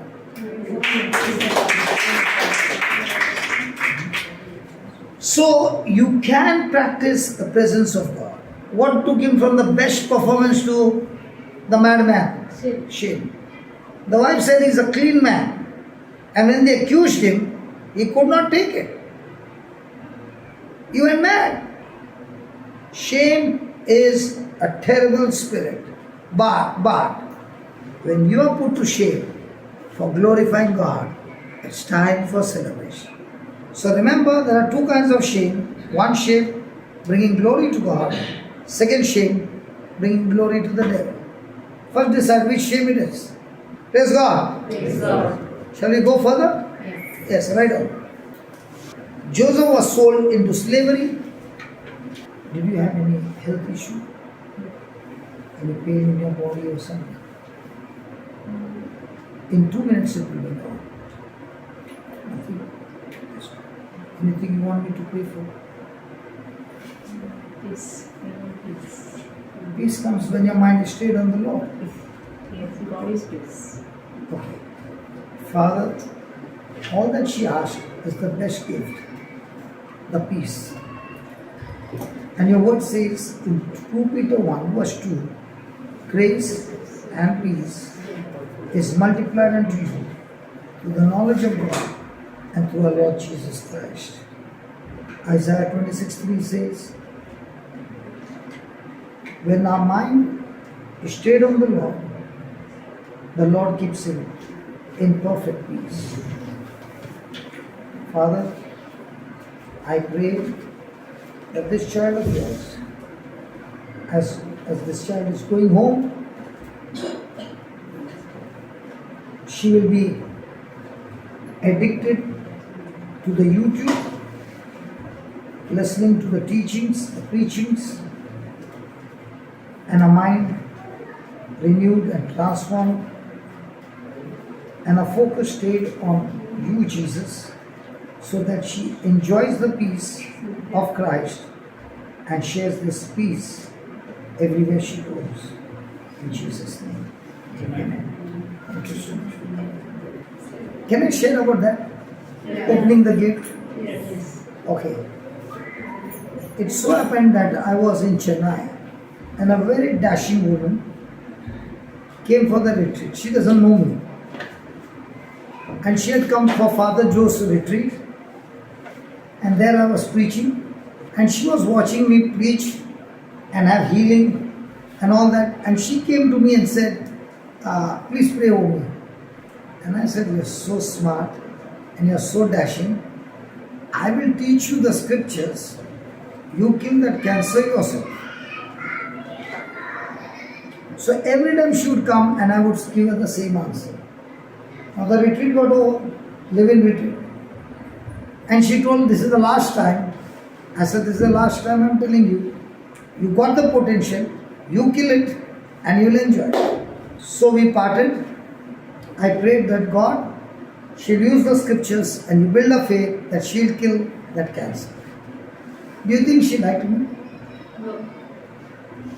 She hated me to the core. So she went to Dubai and I was in India.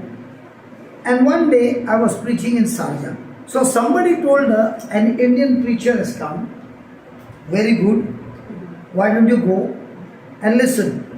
So she came inside and she saw me. The moment she saw me, she took a U-turn. And thank God for the volunteers who were there. They said you can only come in and sit for half an hour and then you can go. They would not allow her to go out. So she had no other option but to sit. And she was just looking. Not interested. And the service got over. Okay. We finished the last prayer. And there comes a little girl on a wheelchair. And that person is saying, pray over her. I said, I'm not going to pray. I'm not going to pray over her until she learns the word. So I asked the organizer, can you give me 15 minutes? Just 15. He said, okay, 15 minutes granted. Overtime. Because of that girl. And I began to share with her and I asked her, what do you believe? She said, I believe that Jesus loves me and He will surely heal me. And when she said, I know Jesus will surely heal me, I said, there's no point of praying because you will not get healed. Then I began to explain to her what is faith and what is hope. And again I asked her the same question. And people started telling her, say that I'm healed, I'm healed. I said, she can give a right answer. But if she doesn't understand, she'll still be on the chair. So can you please help her by keeping quiet? 4 times I asked her, explaining, she gave the same answer. 5th time she said, I'm healed according to the word. I now believe I'm healed. And I said, if you're healed, okay. So all those who have got cameras on your mobile, please come out and watch this miracle. This girl is going to come out of the wheelchair and we'll all see walking. Please come out.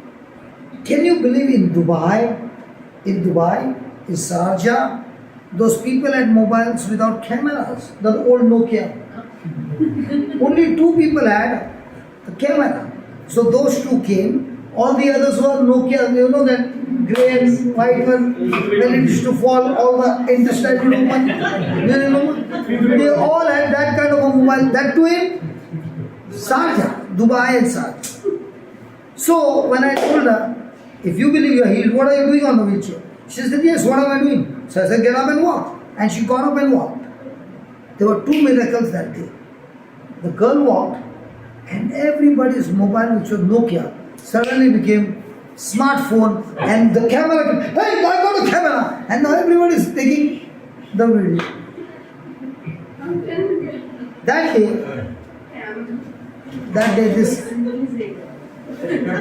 day, this lady was watching me and she saw the whole episode. And she came and on my shoulder she cried and she said, can you please forgive me? I said, I've never got offended with you. You know, you're so smart and you got a potential in you. And if I don't show you your potential, I'm a foolish man. You got such powerful potential.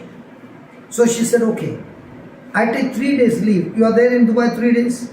I said, very good, take 3 days leave. And you be with me in the office when I'm praying for the sick. And I will teach you how to do that. So she was there for 3 days. She learned and then I asked her, how's your family?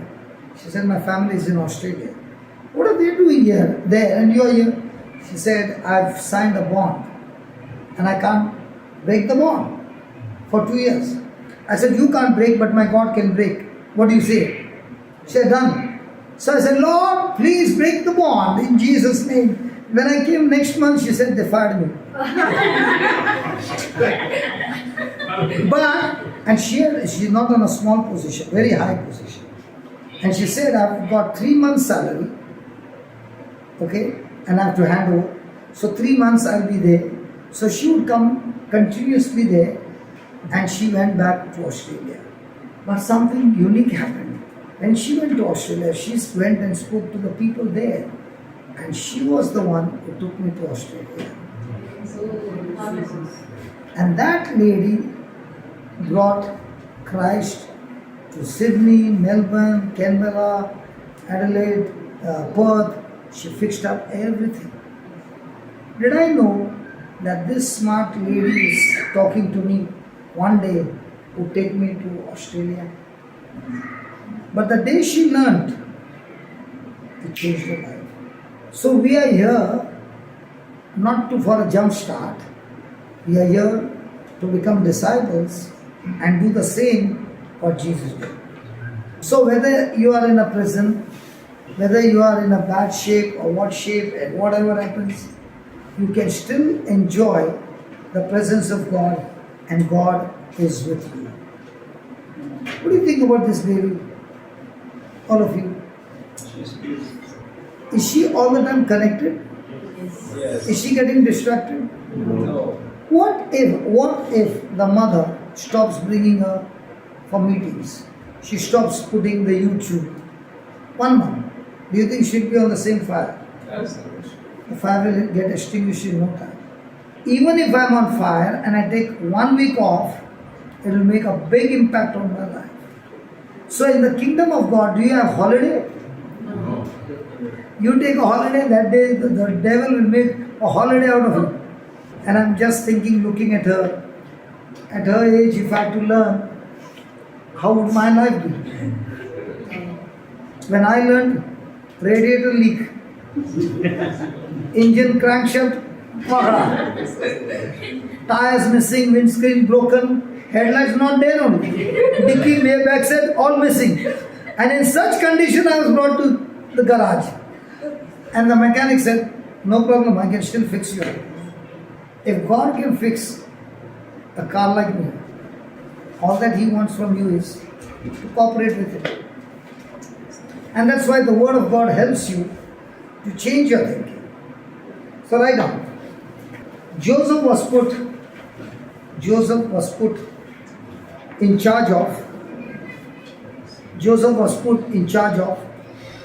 Potiphar's household. Joseph was put in charge of Potiphar's household. Joseph was such a man. Joseph was such a man of integrity. Joseph was such a man of integrity that Potiphar found himself trusting Joseph more and more.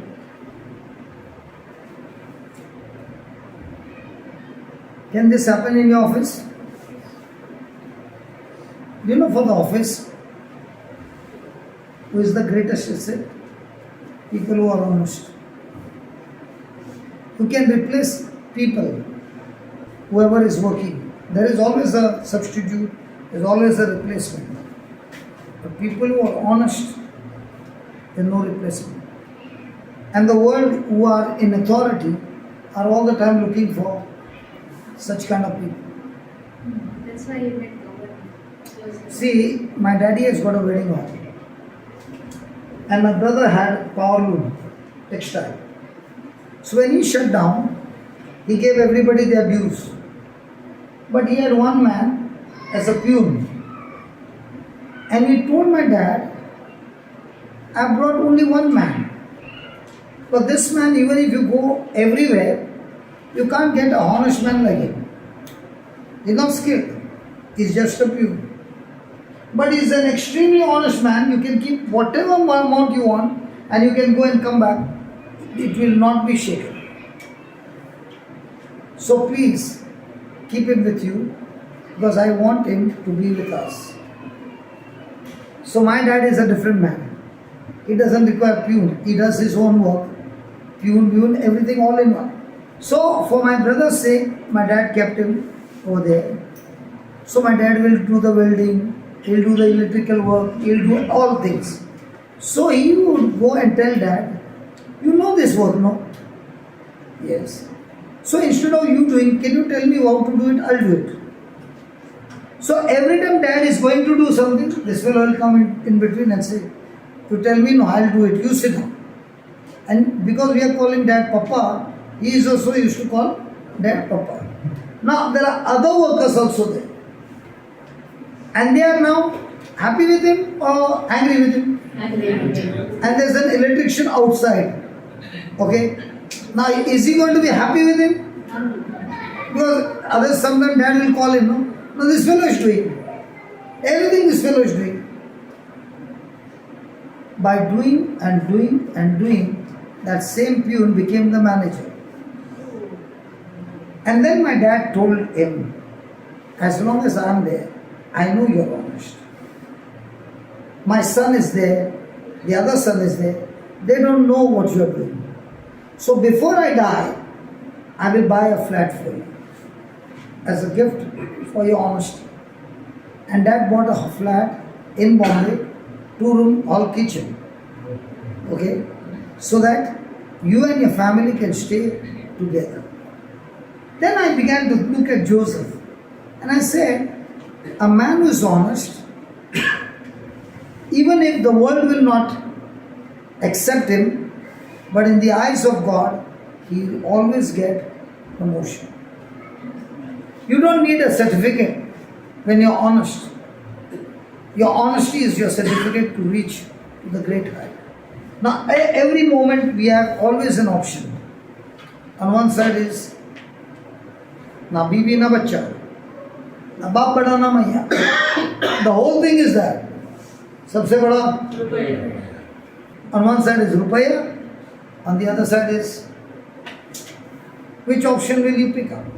When you pick up the word of God, people who look at you will say, foolish man, gone crazy. But in the long run, you will see God taking you beyond your imagination. Think about this. I am taking a glucose biscuit, dipping and eating. And that time my children are 9th and 10th. Can I think that after 10 years, both my daughters will go abroad to study? I'm asking you. And somebody will give me 1 crore 20 lakhs as their fees, as a gift. And that too not a Catholic, but a Hindu Brahmin. Now do you know why I love the word of God so much? This word of God pays all my bills. Not only my bills, all my staff bills, retreat bills, all bills, this one. That's why many people say, you look like a Protestant. You call me whatever you want. But this one only pays my bills. This one only restored my marriage. This one only changed my life. This one only is doing everything for me. But do you say this prayer? I don't say any prayer. I say only this one. Now this is paying my bills. And I'm living a supernatural life. And I'm not forcing anybody.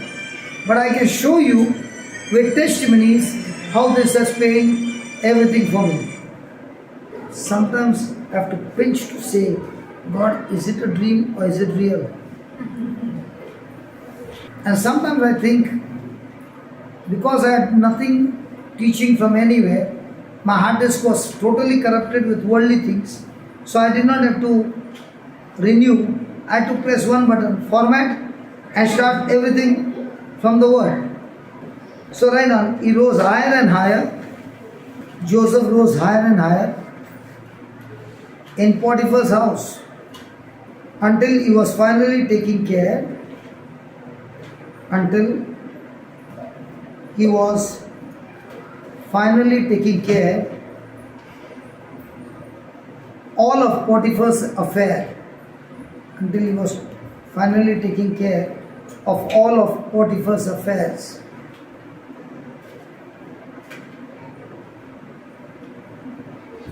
Now what do you see about Joseph? He's a slave. But did he have a dream? Yes. Do you see him chasing his dream? But in every moment of his life that he had to make decision, is he all the time looking at his dream or his benefit? So also in our life, we have to make everyday decisions. When you make decisions, are you looking at your dreams, your desires first, or others first? In the kingdom of the world, if you make desires of yours first, you are a winner. In the kingdom of God, if you make desires of God first and others first, Next, you are always a winner. Now tell me, yesterday I missed my flight. Correct? How many of you became happy today? Now should I be standing here or crying? But yesterday when they were there, that lady said no, no, no.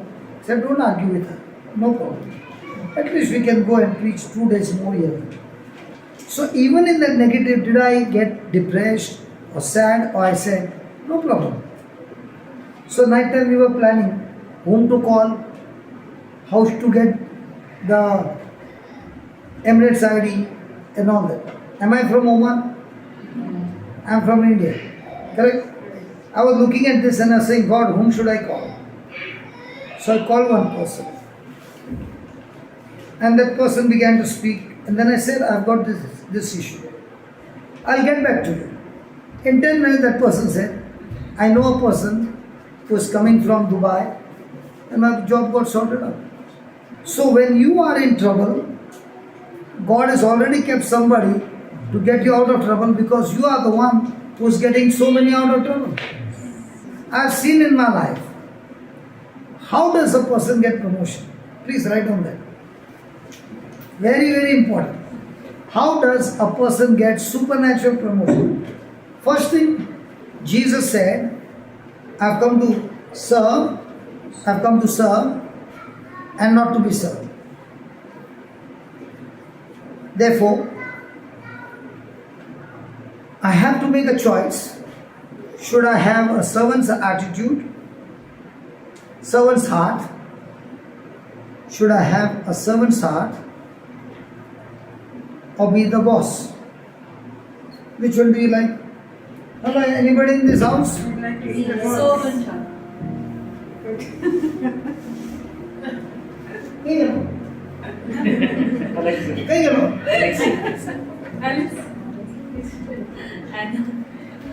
Recording can दोनों बने sir. Next time करें sir. There are most of the time we want others to serve us. Let's be honest. But in the kingdom of God, if you have got a servant's heart, you are always a winner. Because whoever you are, no matter how much rich you are, remember you have to serve somebody. Even the Prime Minister has to serve somebody. So why to serve somebody by force, then you can serve somebody with love? You went to the office, no? You can go to the office as a boss, and you can also go as a servant. Even though he's a boss, but you can say, I choose to be a servant. But my Jesus came to serve and not to be served. Second, my promotion in life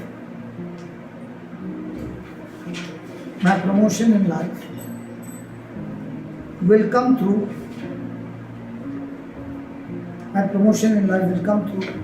someone. My promotion in life will come through someone whom I have served before. My promotion in life will come through someone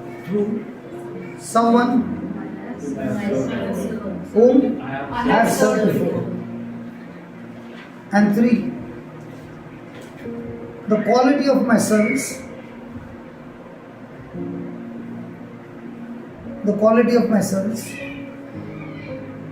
decides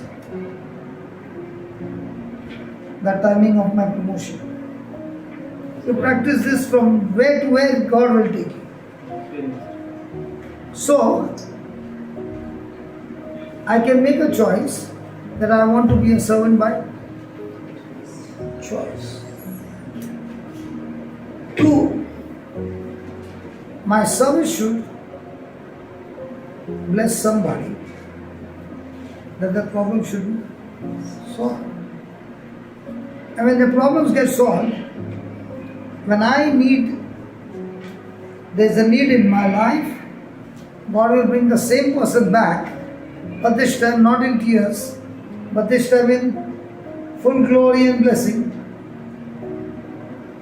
and that person will come and bless me. So what's my ratio every day? My ratio might be now we are about how many? Yesterday we were about 70, 80? Yeah, everybody was squeezed. Okay. Let's say my ratio for a month, taking an average of 100, would be 3,000. On the YouTube, I don't know how many. Now what am I doing? Using the word of God and solving their problems. But I've seen it for the last 26 years.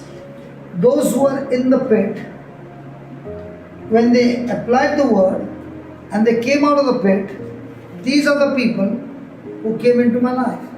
So let's say I touch 10,000 people. Out of the 10,000, God will bring 15 or 20, which will pay all the bills. It's happening for the last 26 years. So when I had to build that retreat center, I was not chasing my dream. I was chasing to build the kingdom of God day and night. And I still remember I was just about to take my Bangalore bus, and a man came and said, God told me to pay your bills. He said, you don't know my bills. I said, no problem. Send me your bills. I went to Bangalore, and on my email, I put the bills, not the full, just the first part. From 3 o'clock to 6 o'clock, I could not click on that word send. But the amount was not much. It was about, I think, 1.60 lakhs. 1.60 lakhs. So at 6:05, I clicked on that send. 6:10 came the reply. Send a man to collect the check. And from 6:10 I started to cry. Till 12 o'clock I was only crying. Because I said, who am I, God, that you can bring a man who can give me a check of 1.60 lakhs, that to a lay person. I can give you testimonies after testimonies. And the same man paid me total of 8.80 lakhs. And I can say in the presence of God, not 1 rupee came into my account. So I've seen this formula. Whoever applies, the result is amazing. I told you about this camera yesterday, 1,20,000. I told you.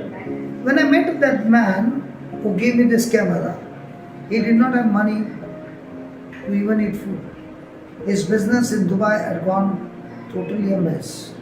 And because he knows that I love vada pav, with all his love, he made vada pav, not bought ready-made, made vada pav, and he went to his office.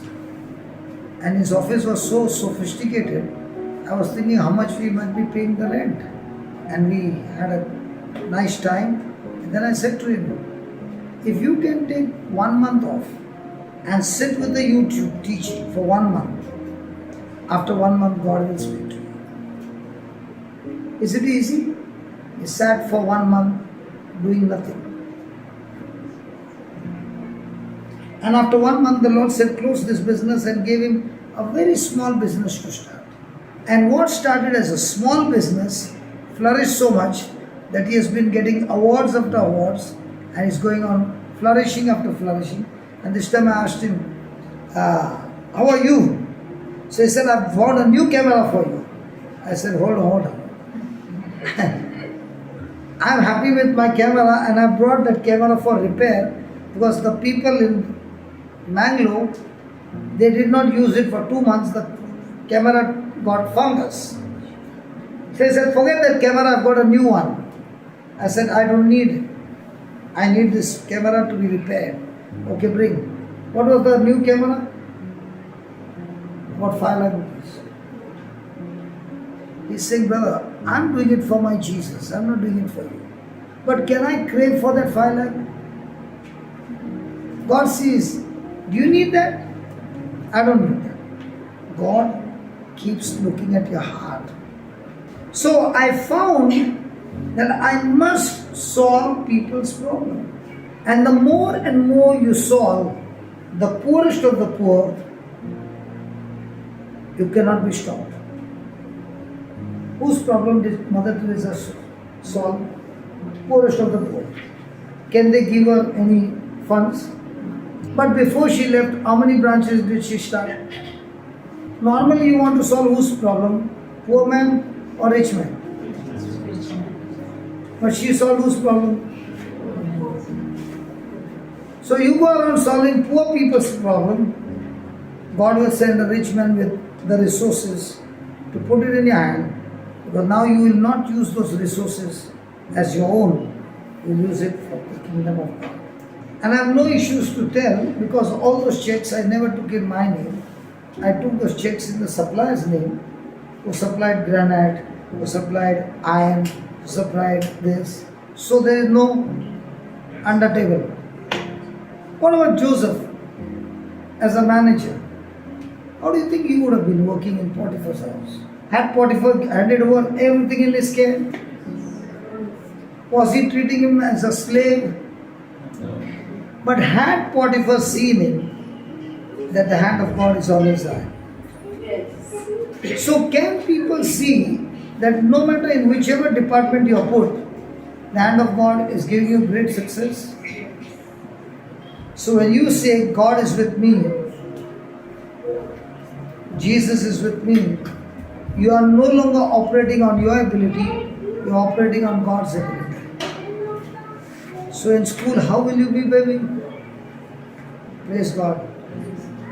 Are you enjoying the YouTube or are you enjoying this? So you want me to come again?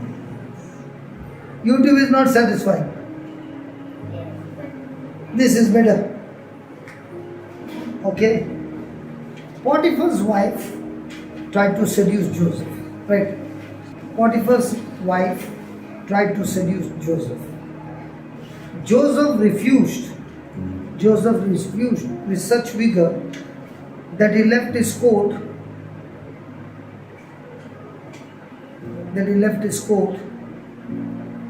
And fled. He was a youth, right? Did he agree with her? No. It was a straight no, and he ran away. But had the lady his coat, his outer garment? Yes. Now, did she feel insulted? Yes. Did she feel embarrassed? Yes. Now, was she angry with him? Yes. Did she falsely accuse him? My question to you is, even though Joseph went through this, did he open his mouth? Why not? No, he answered.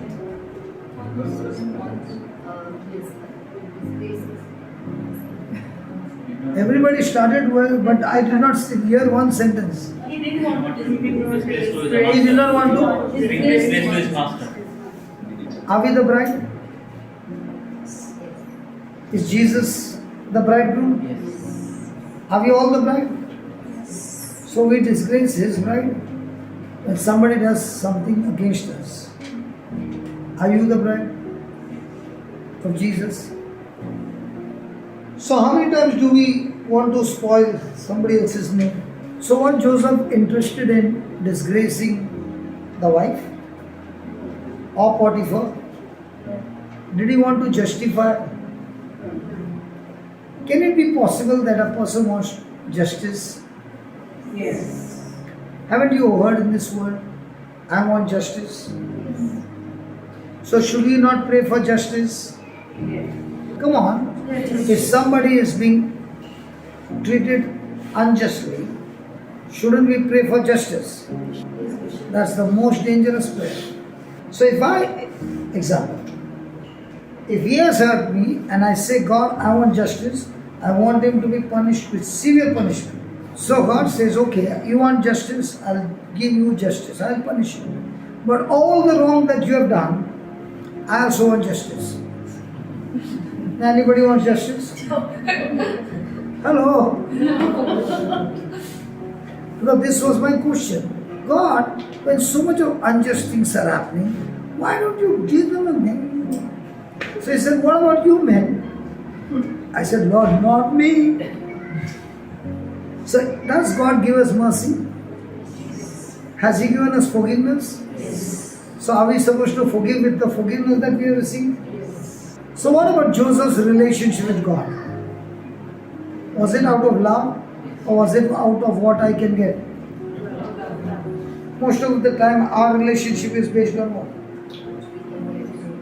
If it is love, you can face bigger problems. For example, all these ladies have got children. And if the doctor has to say, you have to take 25 injections here for your baby to become normal, will you say yes or no? Yes. I only said this side. And this side again another 25. Will you mothers say yes to doctor or no? Yes. Why? We love the baby. We love the baby. Have you seen the baby? No. Then how come the mothers will be ready? And then the doctor says about 10 this side and 10 this side. Now, how come that you can take the pork and if the husband poked his nose just a small one, you can't take it?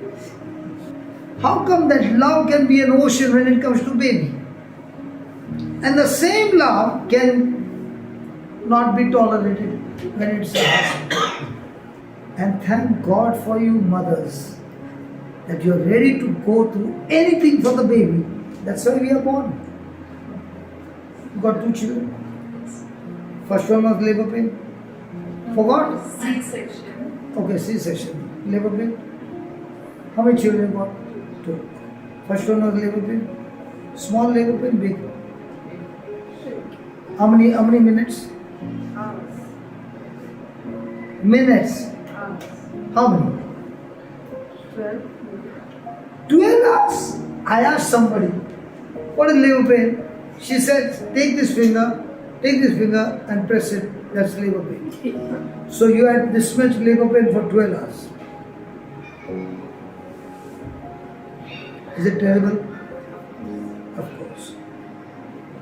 After that labor pain, you are tired. So let's say the nurse brought the baby to you. What did you do? No. What did you do? Joy. With all that labor pain, We'll forget it. with all the tiredness, you forgot. You forgot so much that you went and told the husband, I want one more. No, not yet. Huh? Not yet. No, you got 2, no? Yeah, one more comes afterwards. Not immediately. Immediately you want to say it out. Praise God. So, love can make you do things beyond your ability. So also, Joseph's love for God is so strong that no matter what happens, honestly speaking, he has done nothing wrong. But yet, wrong things are happening and he's still saying, Lord, I don't understand. But yet, I do understand because I love you. I will still go through.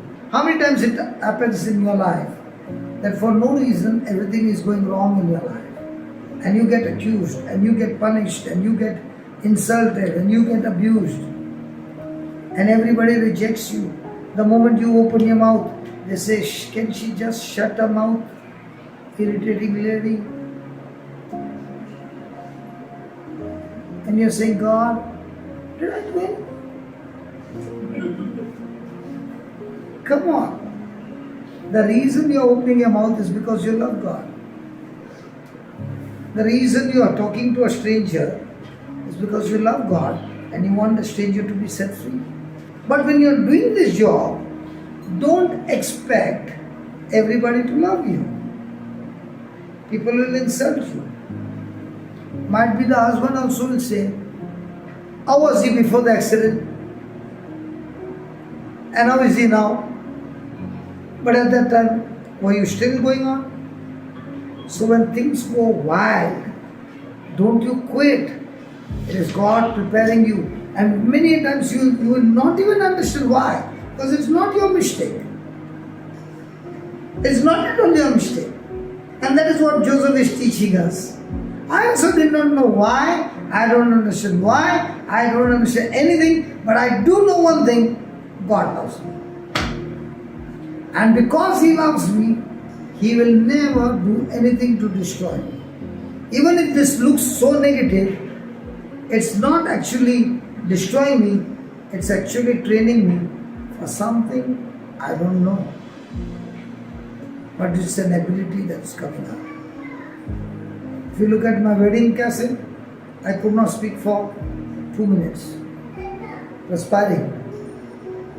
And now, the mic spends more time than my wife. What happened? He changed everything. All my life I could not stand before the crowd. Now, it's become a lifetime. Praise God. So what you are not, God will bring you out and take you to the furnace experience and make you a strong soldier of God. Praise God. So write down. Joseph was cast into the prison. Joseph was cast into the prison. Even though he was totally innocent. So you will have that experience sometimes when you are innocent. He had been serving God. He had been serving God. And now, nothing seems to make sense. Have you ever come to a position where nothing makes sense to you? You have been focused on God, doing everything as per what you are learning, and still everything is coming against you. Has it happened? Yes. So let's go to Proverbs chapter 3, 5 and 6. Can you read that? Trust in the Lord. Trust in your spouse. Trust in the Lord. All thy heart. Trust in the Lord with all your heart or 50-50. 100%.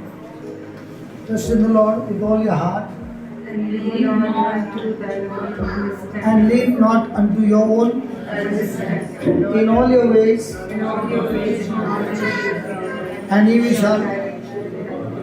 What is trust in the Lord? Have faith in the Lord. Then it should have been have faith in the Lord. No?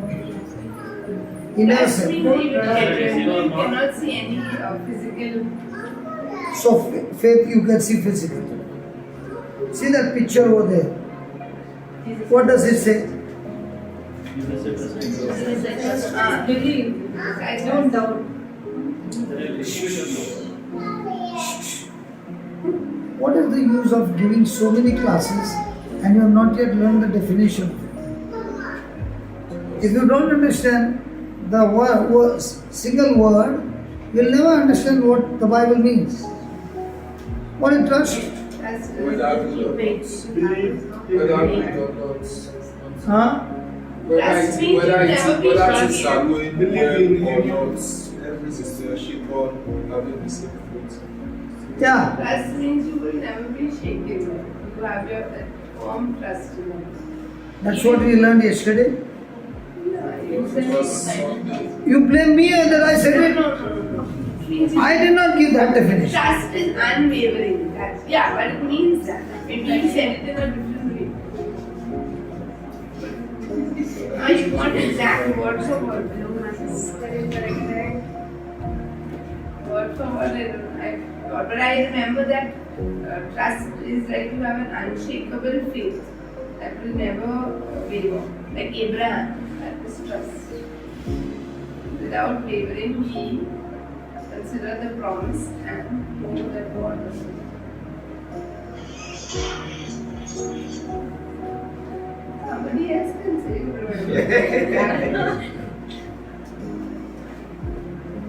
We depended totally on God. No matter what the result, you trust in the Lord. No matter what. So what you wrote, the trust. I want the word trust. Remove the word trust and give me some other word. He's saying it right, but he has not yet given me to get 100 marks. He has reached up to 90. But if he doesn't give that word, then he has lost it all. Belief. A person who has faith is also believing. Yeah. To be steadfast. Whether God answers my prayer or doesn't answer my prayer, I will still commit to Him. I will still Commit. trust is I am committed to God, whether the result is in my favor or not in my favor, and that is the attitude of Joseph in his life. But unless you say the word commit, it won't happen. See, in Joseph's life, he's sold as a slave, but he still is he committed to God. Did he allow the negative things that are happening, those emotions to have a hold on him? Was his emotions negative? Was his words negative? Did he still continue to do? So are we people who are trusting in God, or are we people who are having faith in God? And what is faith then? Faith is what God has promised you. You don't have any physical evidence, but still you believe that those things God has promised you, you have it without physical evidence. That is faith. But trust is, even though God has promised me, whether it comes in my favor or not come in my favor, I am committed. Like your husband. He is committed to go where he went. Whether I am here, honestly asking, if you ask him, where do you want to be? I want to be here. But because I am committed, I will cancel my desire and still be there because I am committed. So are we committed people or faith people? What do you think, people, Baba?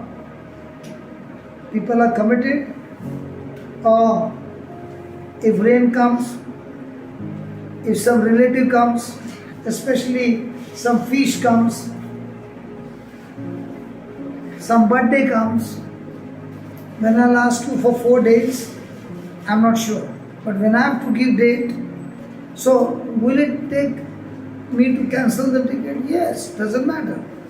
But when I'm committed, it does not matter the cost, it does not matter anything. What matters is my relationship to tell her I'll be there. So was Joseph a man of commitment, or was he a man of faith? Both. His faith. They're still not understanding.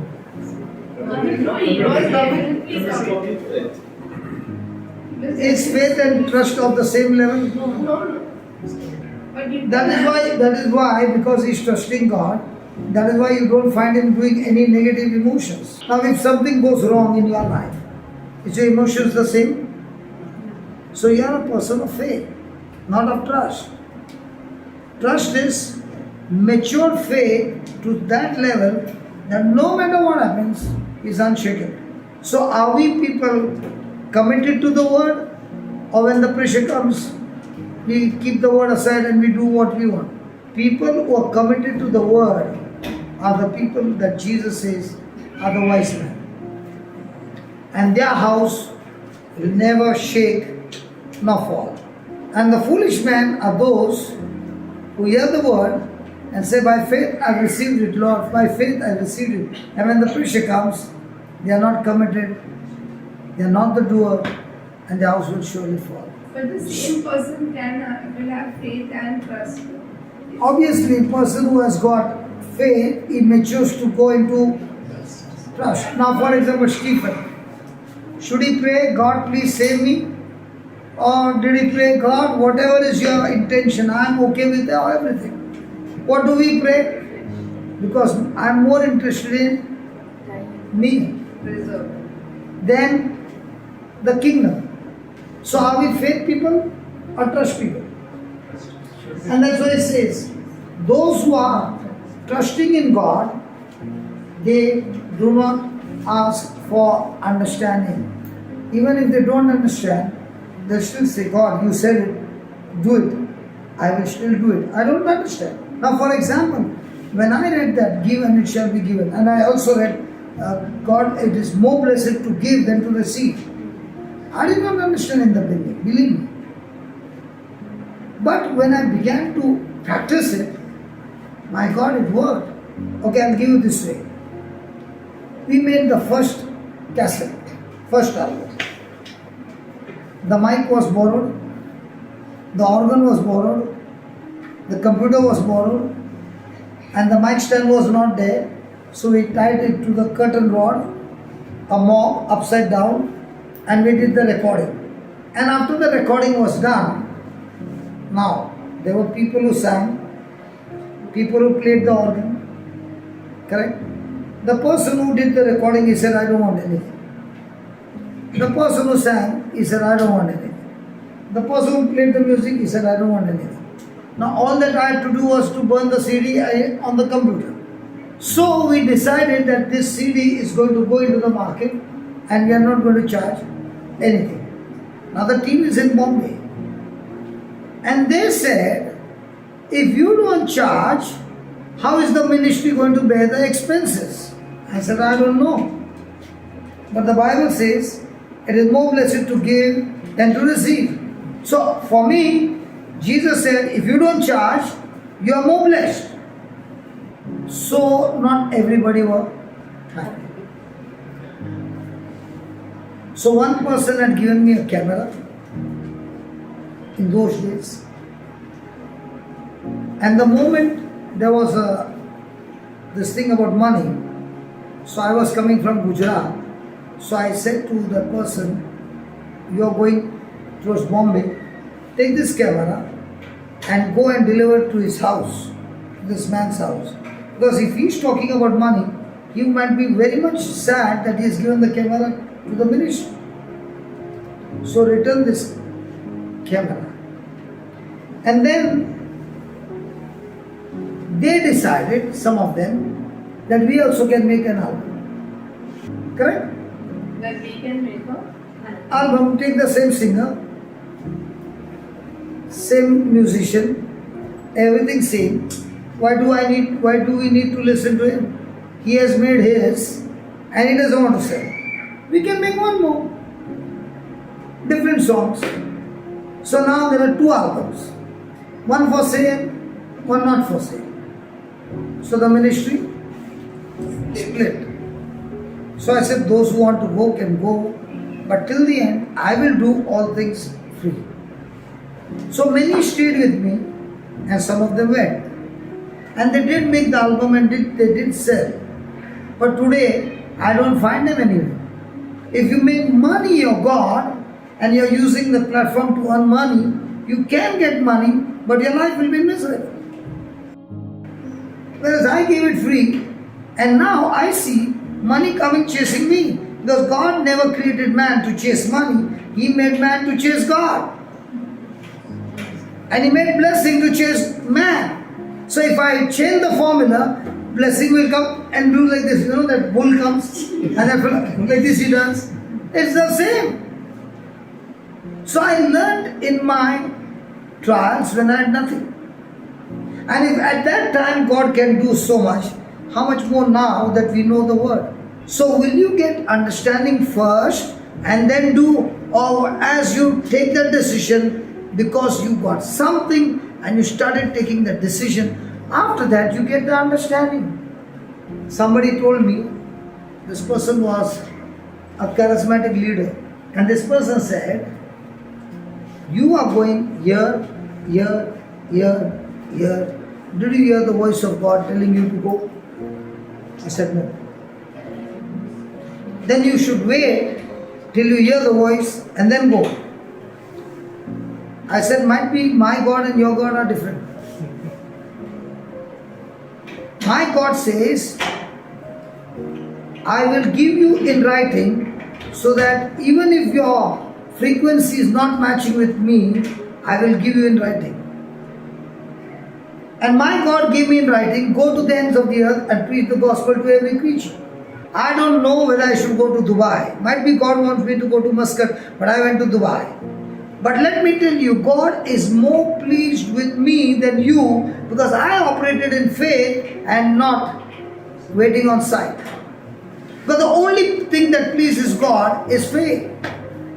And if I'm moved by faith and God sees, I have no physical evidence, Lord, but because your written word says, I'm ready to go. And might be, I'm not supposed to be in Dubai, I'm supposed to be in Muscat. But something I will learn in Dubai that will help me when I come to Muscat. So I said to her, sister, don't feel bad. You are waiting on the Lord. And I don't know how long you are waiting. But by the time you wait and you hear and then you move, by that time I've crossed 20 cities. And God is more pleased because the 20 cities have already been on fire. Somebody can sit on this chair and do easy chair. Lord, talk to me. Lord, talk to me. Okay? Go 300 kilometers. That's too far, Lord. Okay? Go 50 kilometers. Something close by. I have never done that. I said, you have written here, no? You have written, no? I'm going to take this word and get out of my comfort zone, and I'm going here now. And Lord, you are pleased with my faith. Only faith pleases God, right? And I've been practicing for 26 years. And the best part is when I'm going, I hear His voice telling me what to do. So where do you get understanding? When you are on the field or before you go to the field? You're working in the office, no? Do you have got training seminars? Don't tell lies, come on. Do they give you classroom training? No, all the classroom. Classroom training. After you come back, is your company expecting some upgrade from your side? And what if you don't upgrade? They have invested money on you. Correct? Yes. Now, are you doing a theory or practical in your office? So there's a time for theory and there's a time for... Where do you learn more, in the theory or after coming back? So where will you learn the Bible more, in the classroom? That's why Jesus did not teach His disciples in the seminary. Did Jesus teach His disciples in the seminary or on the field? And what about the apostles? Did they go everywhere on the field or in the seminary? There's a time for seminary, and much more than the seminary, there's a time when you are on the field. And thank God, God trained me to be a preacher on the field. So, brother, but like basically now, our mission field is where we roam, like our home, our work. You are still going in a comfort zone. Yeah, but then I cannot. If you want to go on a mission, go in an uncomfortable zone. That's when you learn. You don't learn when everything is comfortable. So you mean to go to another country? Go anywhere, where there are slums, where there are poor, where you can get hammering, where you get opposition. अरे ये AC में बैठ के सबको आता है. But you're where this to Africa. Yeah, he will invite you to Africa. Yeah, you take her to Africa. No, you're not getting. I cannot just get up and decide where I want to go here and there. See, you want to learn? Go to a difficult place. That's where you begin to learn. That's where your flesh doesn't want to go. I don't learn more in a place like this. I learn more in a tribal. We want to go on a mission. What is our mission? AC bus, AC khana, AC ye. Kai ka Christ hai udhar? Christ is among the poor. You want to see Christ in action? Go to the poor and see how the occult, witchcraft and all these things are dancing by the name of Jesus. What do you say? In the AC room mein bahut acha hai. You want to learn the Bible? You can only learn the Bible in the most uncomfortable place. And you want to discover your calling, you cannot discover your calling in a comfortable place, only in an uncomfortable place. So that means all people in Muscat cannot discover their calling. That's what you're saying. No, I'm just asking you. I'm just asking you, when the early church went, They went to a comfortable place or uncomfortable place? So there may be many uncomfortable places even here which are dangerous. Yeah, but go there. We have no, like say for example in my school, if I am preaching the gospel to a Muslim, I am running a risk. So it may not be. So I will be leaving the job and going into full-time ministry. That's what I did. I closed down my business because for me the kingdom was more bigger than. That each one has to discern what. Not discern, make a choice. Yeah. We give a beautiful word. I want to discern, brother. Discern means what you ask and you do as the Lord is saying. The Lord is saying, go to the ends of the earth. What more you want? So I think this. God has given us in writing. Go. But if I am not going to such places, I will never be able to discover my calling. I can give a lot of answers. The question comes after all that answers, how many people did he bring to Christ? Now when I was going abroad and preaching, don't feel bad, we get 2 hours or 3 hours to preach. In 2-3 hours, how much can you learn? So I said, God, what do I do? He said, invite them to India. Look after them. Feed them. I will take care of everything. But keep them for 15 days. That's why I'm doing this for the first time in my life. I'm doing things that I've not done before. Because I'm saying, God, Lord, if this is there, I don't understand. But I will begin to understand when I do it. And after the retreat is over, we will see so many lives have been touched because of that retreat. Do I get complete understanding? Then where is the question of faith? God never gives you step 1 to 10. He gives you 1. And if He sees you going on step number 1, He'll open step number 2. And if you're going to say, Lord, I'm going to discern 1 to 10, it won't happen. When I quit my job, business, did I know all these things would happen?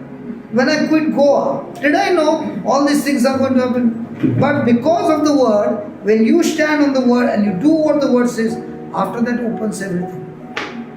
You just think for a moment. 17 years it took to make that auditorium. Is it easy to quit? I should have been in depression.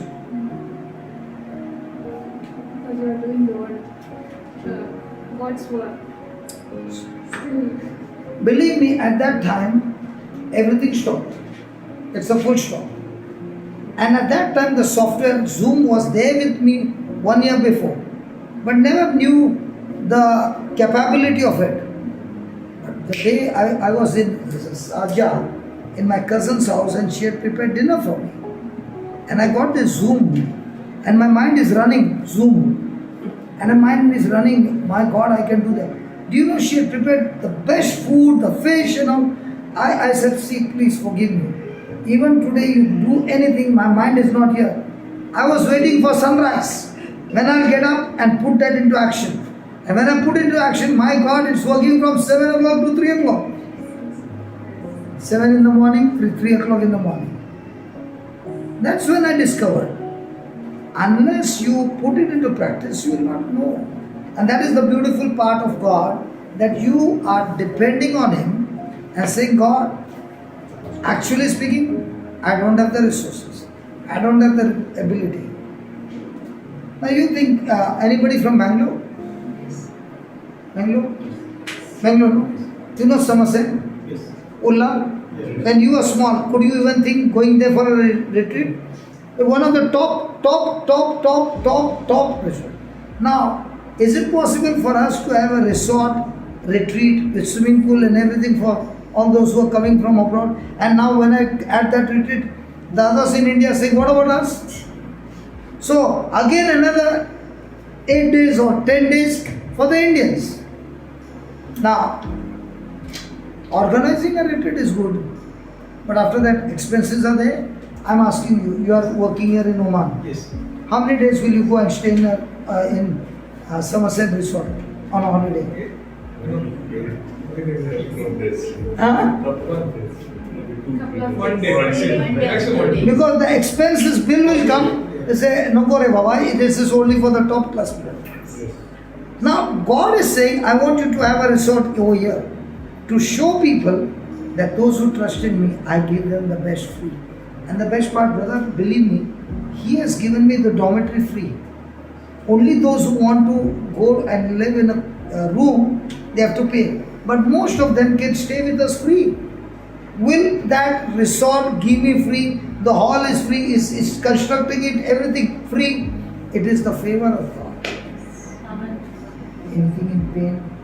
Or this leg? Okay.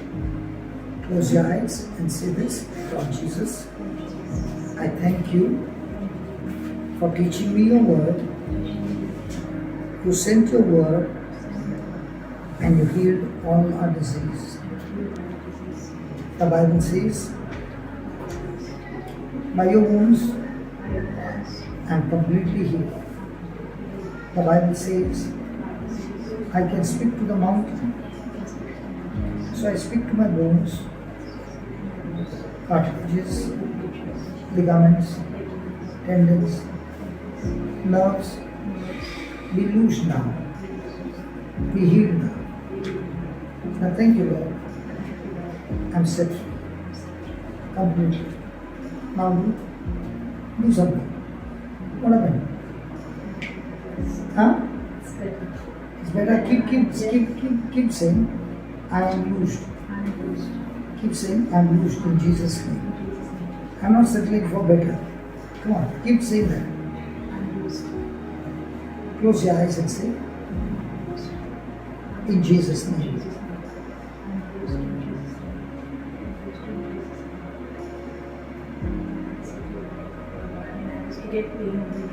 No, there is no pain.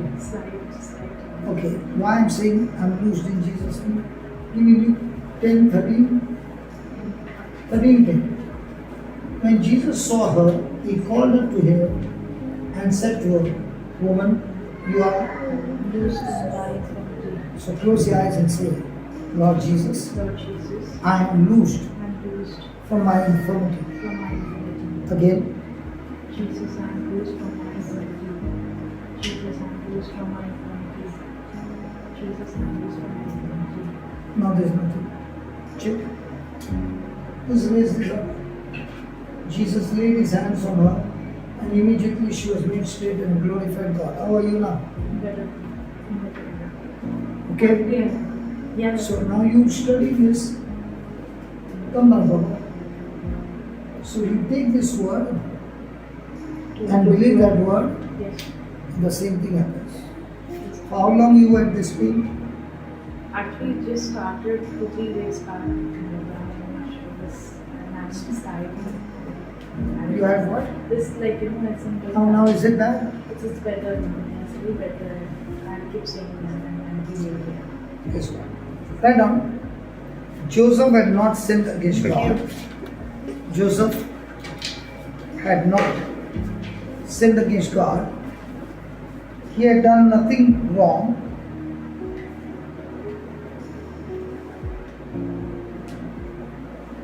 He had done nothing wrong. Joseph was doing what was right. Joseph was doing what was right.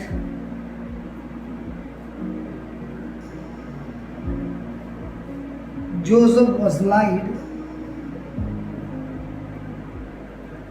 Joseph was lied.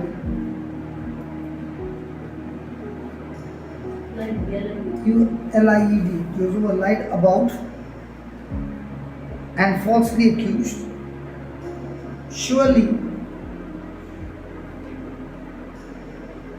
Satan would have whispered in Joseph's ears. Surely Satan would have whispered in Joseph's ears, where is your God now? What good does it do? What good does it do to serve God? Put it in capital letters. We will experience many times. We'll experience many times where nothing seems to make sense. When nothing seems to make sense. When difficulty comes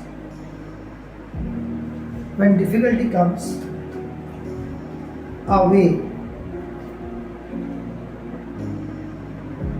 we should try to understand, but we will not always be able to understand. But we will not always be able to understand. There will be things in life, that we will not understand.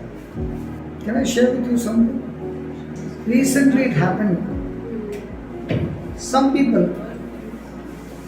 are coming extremely against me. And the Lord said, I want you to go and plant in that ministry a very big seed. In the natural, do you want to give them a very big seed? So he said, prove to me that you love them. Go and plant a very big seed in their life. And when you plant this seed in their life, they will also have the anointing so that they also will be blessed. This happened. Another ministry. Yeah, this happened only 3 days back. So God tells you to do some things which in the natural will say, Don't. how can I do this when they have done so much harm to me? So, when you are falsely accused and you don't open your mouth, and instead go and plant a good seed in that ministry, okay? Remember, it's the last stage of your supernatural promotion. So in the world system, you want to curse them. In the kingdom of God, you do what Christ did. And you will hear from me very soon. Something marvelous God has done.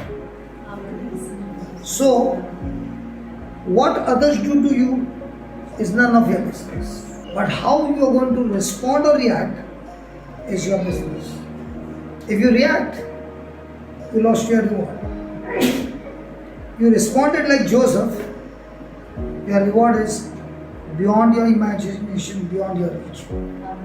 So every day is a battle of people around who will teach you to change your attitude. Because remember, your attitude decides your altitude. So the moment the devil tells you to give back, don't you get into the battle.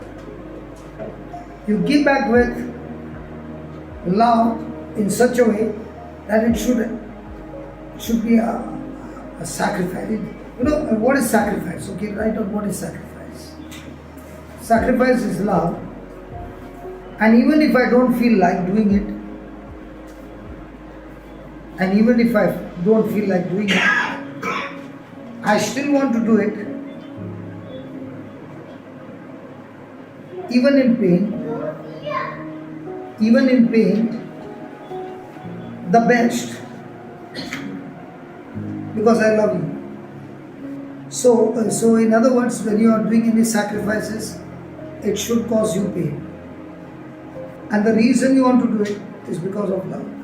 So now, when the Lord says, I want you to plant a good seed and not a normal seed, a very, very high seed. Now, because I love God, will I do it? Yes. Are my emotions going to say no?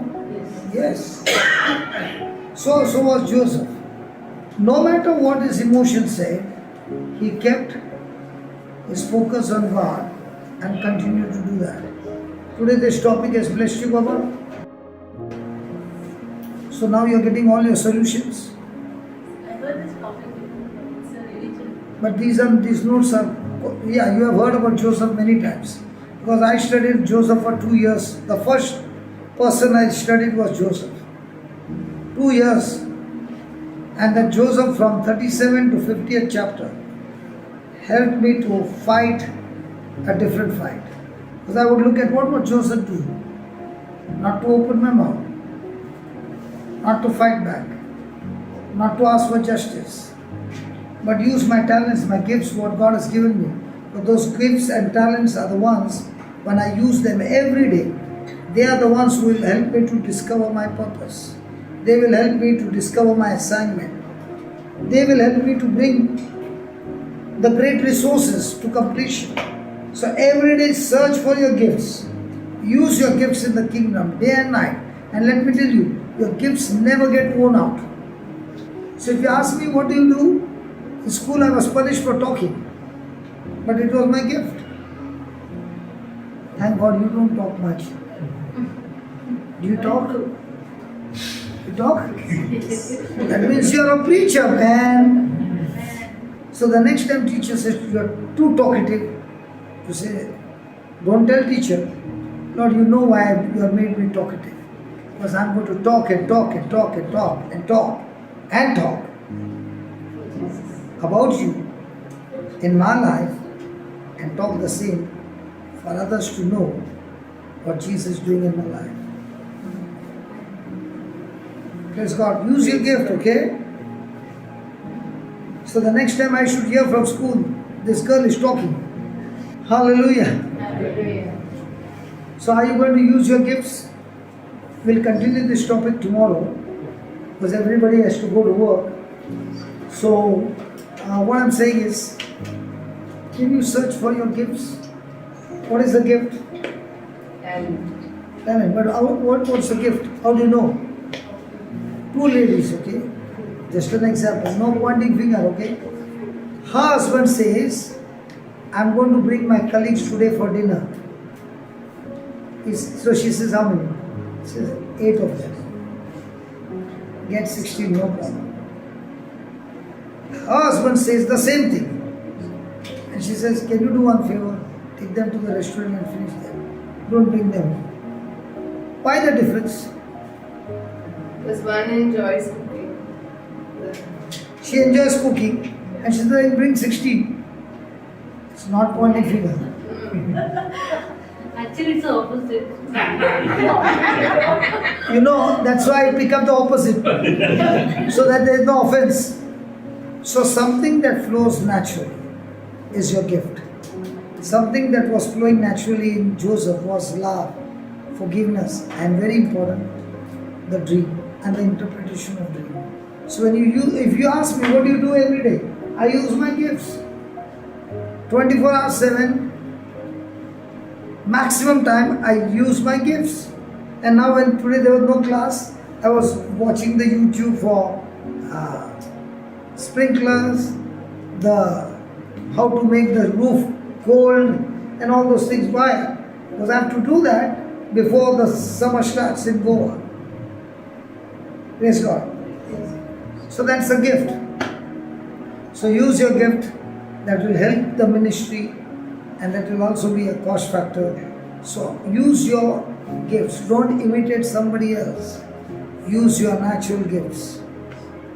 And in no time you'll see, as you use your gifts, you will never get tired. If you're imitating somebody and that's not your gift, oh my God, I tried it. And my wife said, don't even think about it. Sing. So one night I tried to sing, putting the headphones. And my wife was in the last bedroom. She came running. And she said, why are you screaming after midnight? I said, I'm not screaming, I'm practicing singing. She said, can you just stop that? That's not your gift. Because it's not your gift, you will get burnt out. Go and study what God has given you. So that's why I would have been like Michael Jackson, you see. My wife stopped me, others have by now. I would have been so good in singing. More Elvis than Michael. And when I was small, I had seen the Enter the Dragon. Enter the Dragon. Okay. So next morning, I'm telling my mom, I went to Aksa Beach, brought sand, and told Mummy, tawe pe laga garam kar. So mom said, why do you want the sand to make it hot? I said, I'm going to put my hand inside. She said, she just said, call daddy. By the time daddy came, he was black belt. I did not know. The moment he opened his mouth, I ran away. My dream of becoming Bruce Lee got destroyed. So there are many things that you wish for. But please stick to your talents and gifts. Praise God. Praise. So, Father, we love you, we thank you, we praise you, and Lord, thank you for this boat. Peter gave his boat, so Alex and his family has given this boat. And thank you, Lord, for this boat, that we all have come here and enjoyed the food that has been served, not only the spiritual food but also